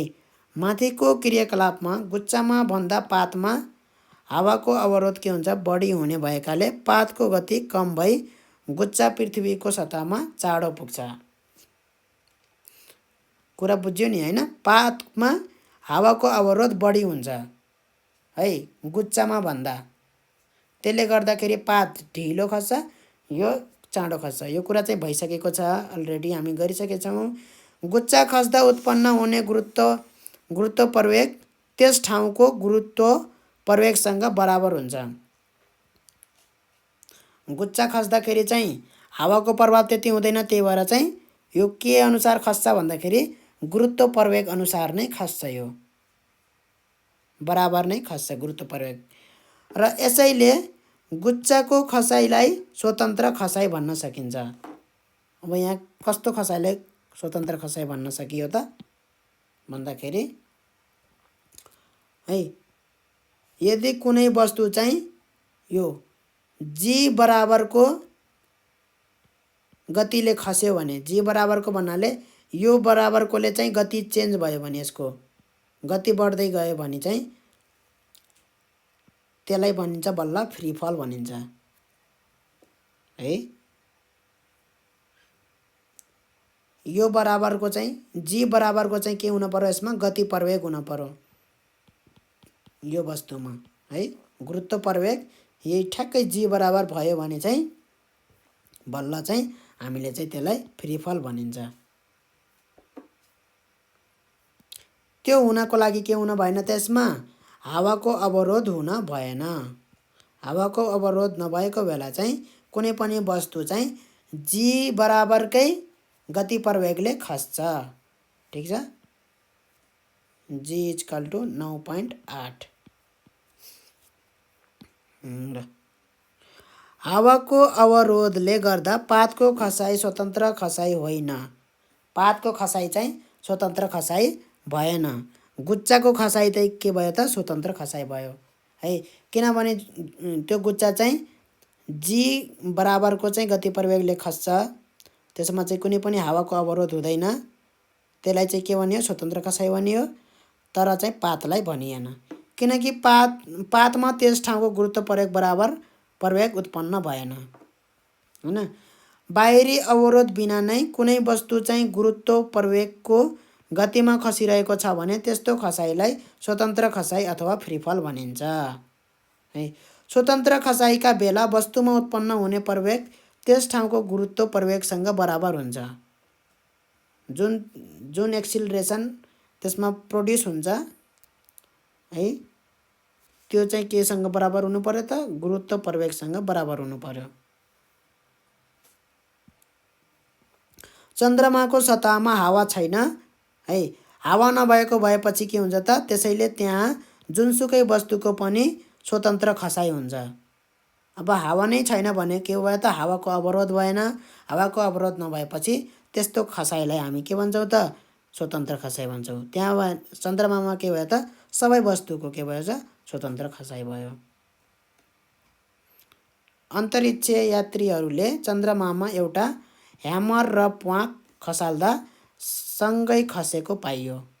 हेरौँ त अब यहाँ चन्द्रमामा गए अरे यात्रीहरू, तिनीहरूले चाहिँ एउटा ह्यामर र एउटा प्वाँख खसाल्दाखेरि सँगै एकैचोटि भुइँमा, दुवै चाहिँ एकैचोटि भुइँमा खसेको पाए, किनकि यी दुवैको स्वतन्त्र खसाइ हुन्छ।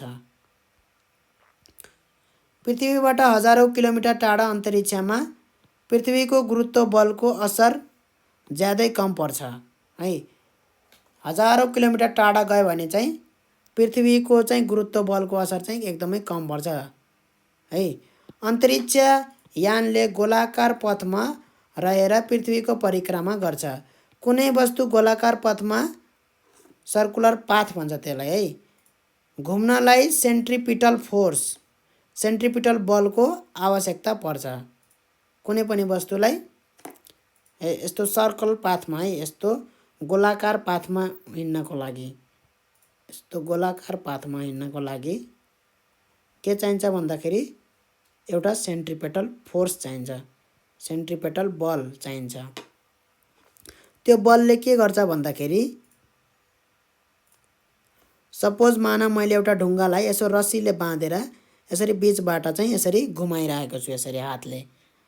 यहाँ चाहिँ मैले टुप्पामा चाहिँ हातले छोपेछु र यसलाई ढुङ्गाले यसरी बाँधेको छु भने, यसरी घुमाइरहेको छु भने है, यो रस्सी त्यसरी तन्केछ हैन। भन्नुको मतलब मैले चाहिँ यो रस्सी छोडिदिने बित्तिकै के हुन्छ त, यो हुत्तेर जान्छ उतापट्टि है। यो चाहिँ के हुन्छ त, हुत्तेर उतापट्टि जान्छ। भनेपछि यसलाई बल चाहिँ कसले प्रोभाइड गरेछ त भन्दाखेरि मैले यो रस्सी समातेर प्रोभाइड गरेछु है। हो, त्यो बललाई के भन्छ त, सेन्ट्रिपेटल बल भन्छ।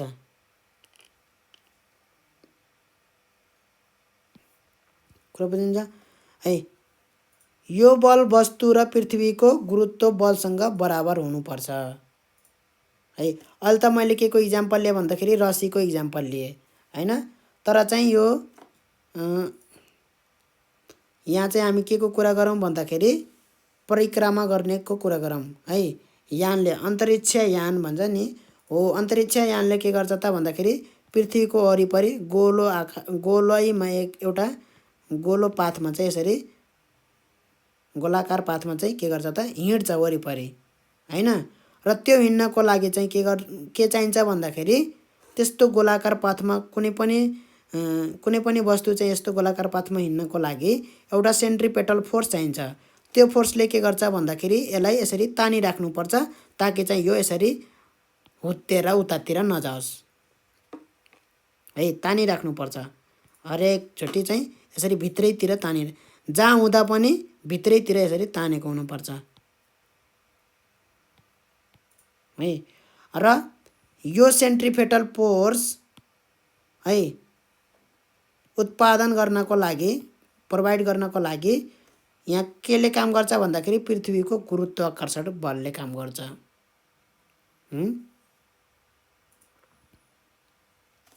यो बल चाहिँ केले उ गर्छ भन्दाखेरि यहाँ दिएको छ यो बल वस्तु र पृथ्वीको गुरुत्व बलसँग बराबर हुन्छ भनेर भने कि भने हैन है।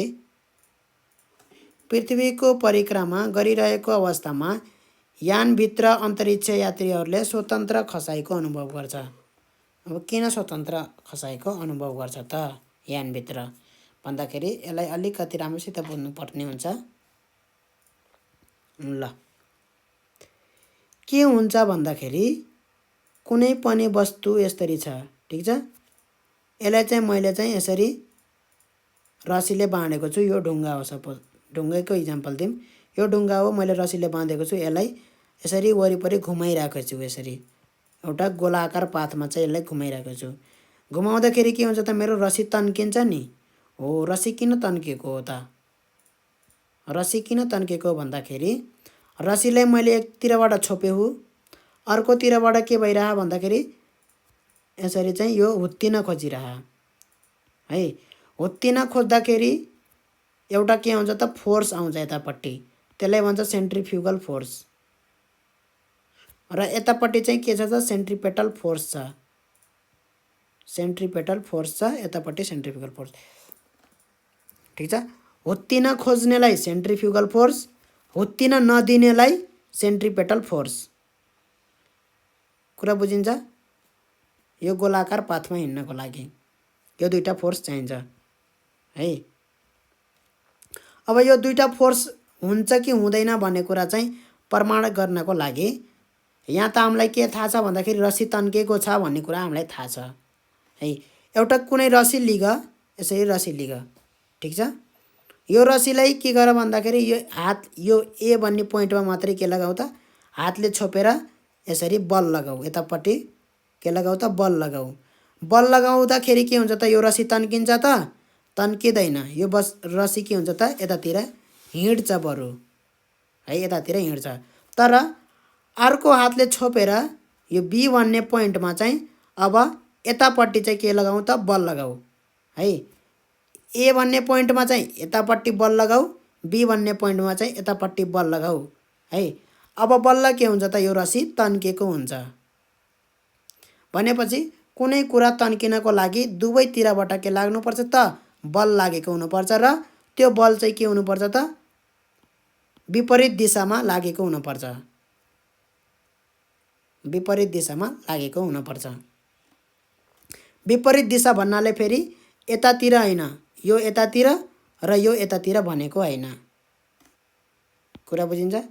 यो यतातिर, यतापट्टि चाहिँ बल यतातिर र यतापट्टि चाहिँ बल यतातिर भनेको हैन है। बी भन्ने पोइन्टमा कतातिर लाग्न पर्यो बल? यतापट्टि लाग्न पर्यो।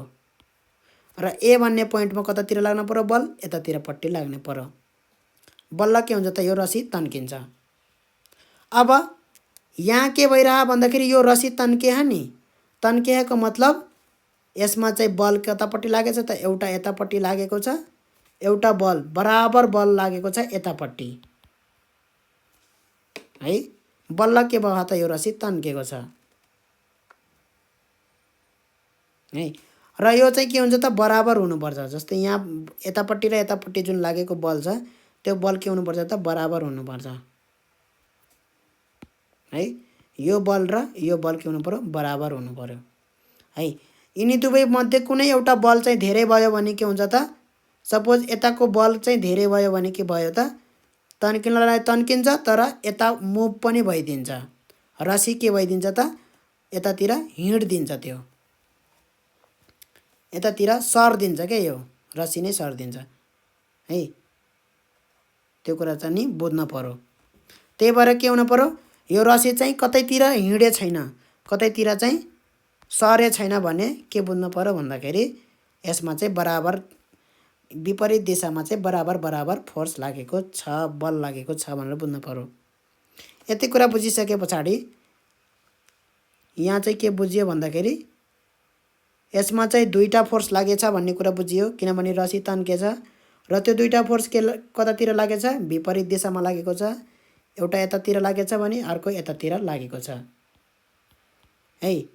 र यो दुवै फोर्स के छ त यो दुवै बल के छ त बराबर छ भन्ने कुरा पनि थाहा भयो। कहाँबाट थाहा भयो त रस्सी तन्केको ऊबाट थाहा भयो। यसलाई भन्छ सेन्ट्रिफ्युगल फोर्स यसलाई भन्छ सेन्ट्रिपेटल फोर्स।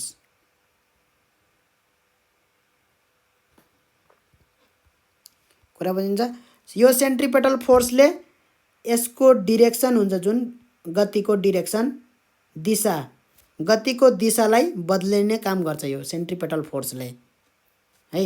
गतिको दिशालाई के गर्ने काम गर्छ त बदलिने काम गर्छ चेन्ज गर्ने परिवर्तन गर्ने काम गर्छ है। कुनै एउटा पोइन्टमा है त्यो यो एउटा वस्तु मुभ गरिरहेछ भने है सर्कुलर गोलाकार पाथमा मुभ गरिरहेछ भने सपोज यो पोइन्टमा पुगेछ ए भन्ने पोइन्टमा भने त्यो पोइन्टमा चाहिँ त्यो वस्तुको गति कतातिर हुन्छ भन्दाखेरि यसरी टेन्जेन्सियल्ली यसरी यतातिर हुन्छ सिधा है। यो पोइन्टमा पुग्यो भने कतातिर हुन्छ त त्यसको गति यतापट्टि हुन्छ त्यसको भेलोसिटी डिरेक्सन यतापट्टि हुन्छ त्यसको दिशा। कुरा बुझिन्छ ल। सेन्ट्रिपेटल फोर्स अब यहाँ कसले प्रोभाइड गर्यो त भन्दाखेरि यहाँ चाहिँ यदि कुनै चाहिँ अन्तरिक्षयान चाहिँ है गोलाकार पथमा हिँडिरहेछ पृथ्वीको वरिपरि भनेपछि परिक्रमा गरिरहेछ भने है त्यसलाई चाहिँ सेन्ट्रिपेटल फोर्स कसले उत्पादन गरेर दियो भन्दाखेरि त्यो सेन्ट्रिपेटल फोर्स भनेको कुन फोर्स भयो भन्दाखेरि यहाँनेर चाहिँ ग्रेभिटेसनल फोर्स भयो। त्यहाँ त मैले के गरेको थिएँ रस्सी छोपे थिएँ है। सेन्ट्रिपेटल फोर्स कसले दियो भन्दाखेरि मैले दिएँ। यहाँ रस्सी छोपेर बसेँ हो नि त मैले यहाँ है। यो ढुङ्गामा रस्सी बाँधिएको छ भने मैले के गरेँ त ढुङ्गामाको रस्सी चाहिँ छोपेर बसेँ हो त मैले यहाँ सेन्ट्रिपेटल फोर्स प्रोभाइड गरेँ।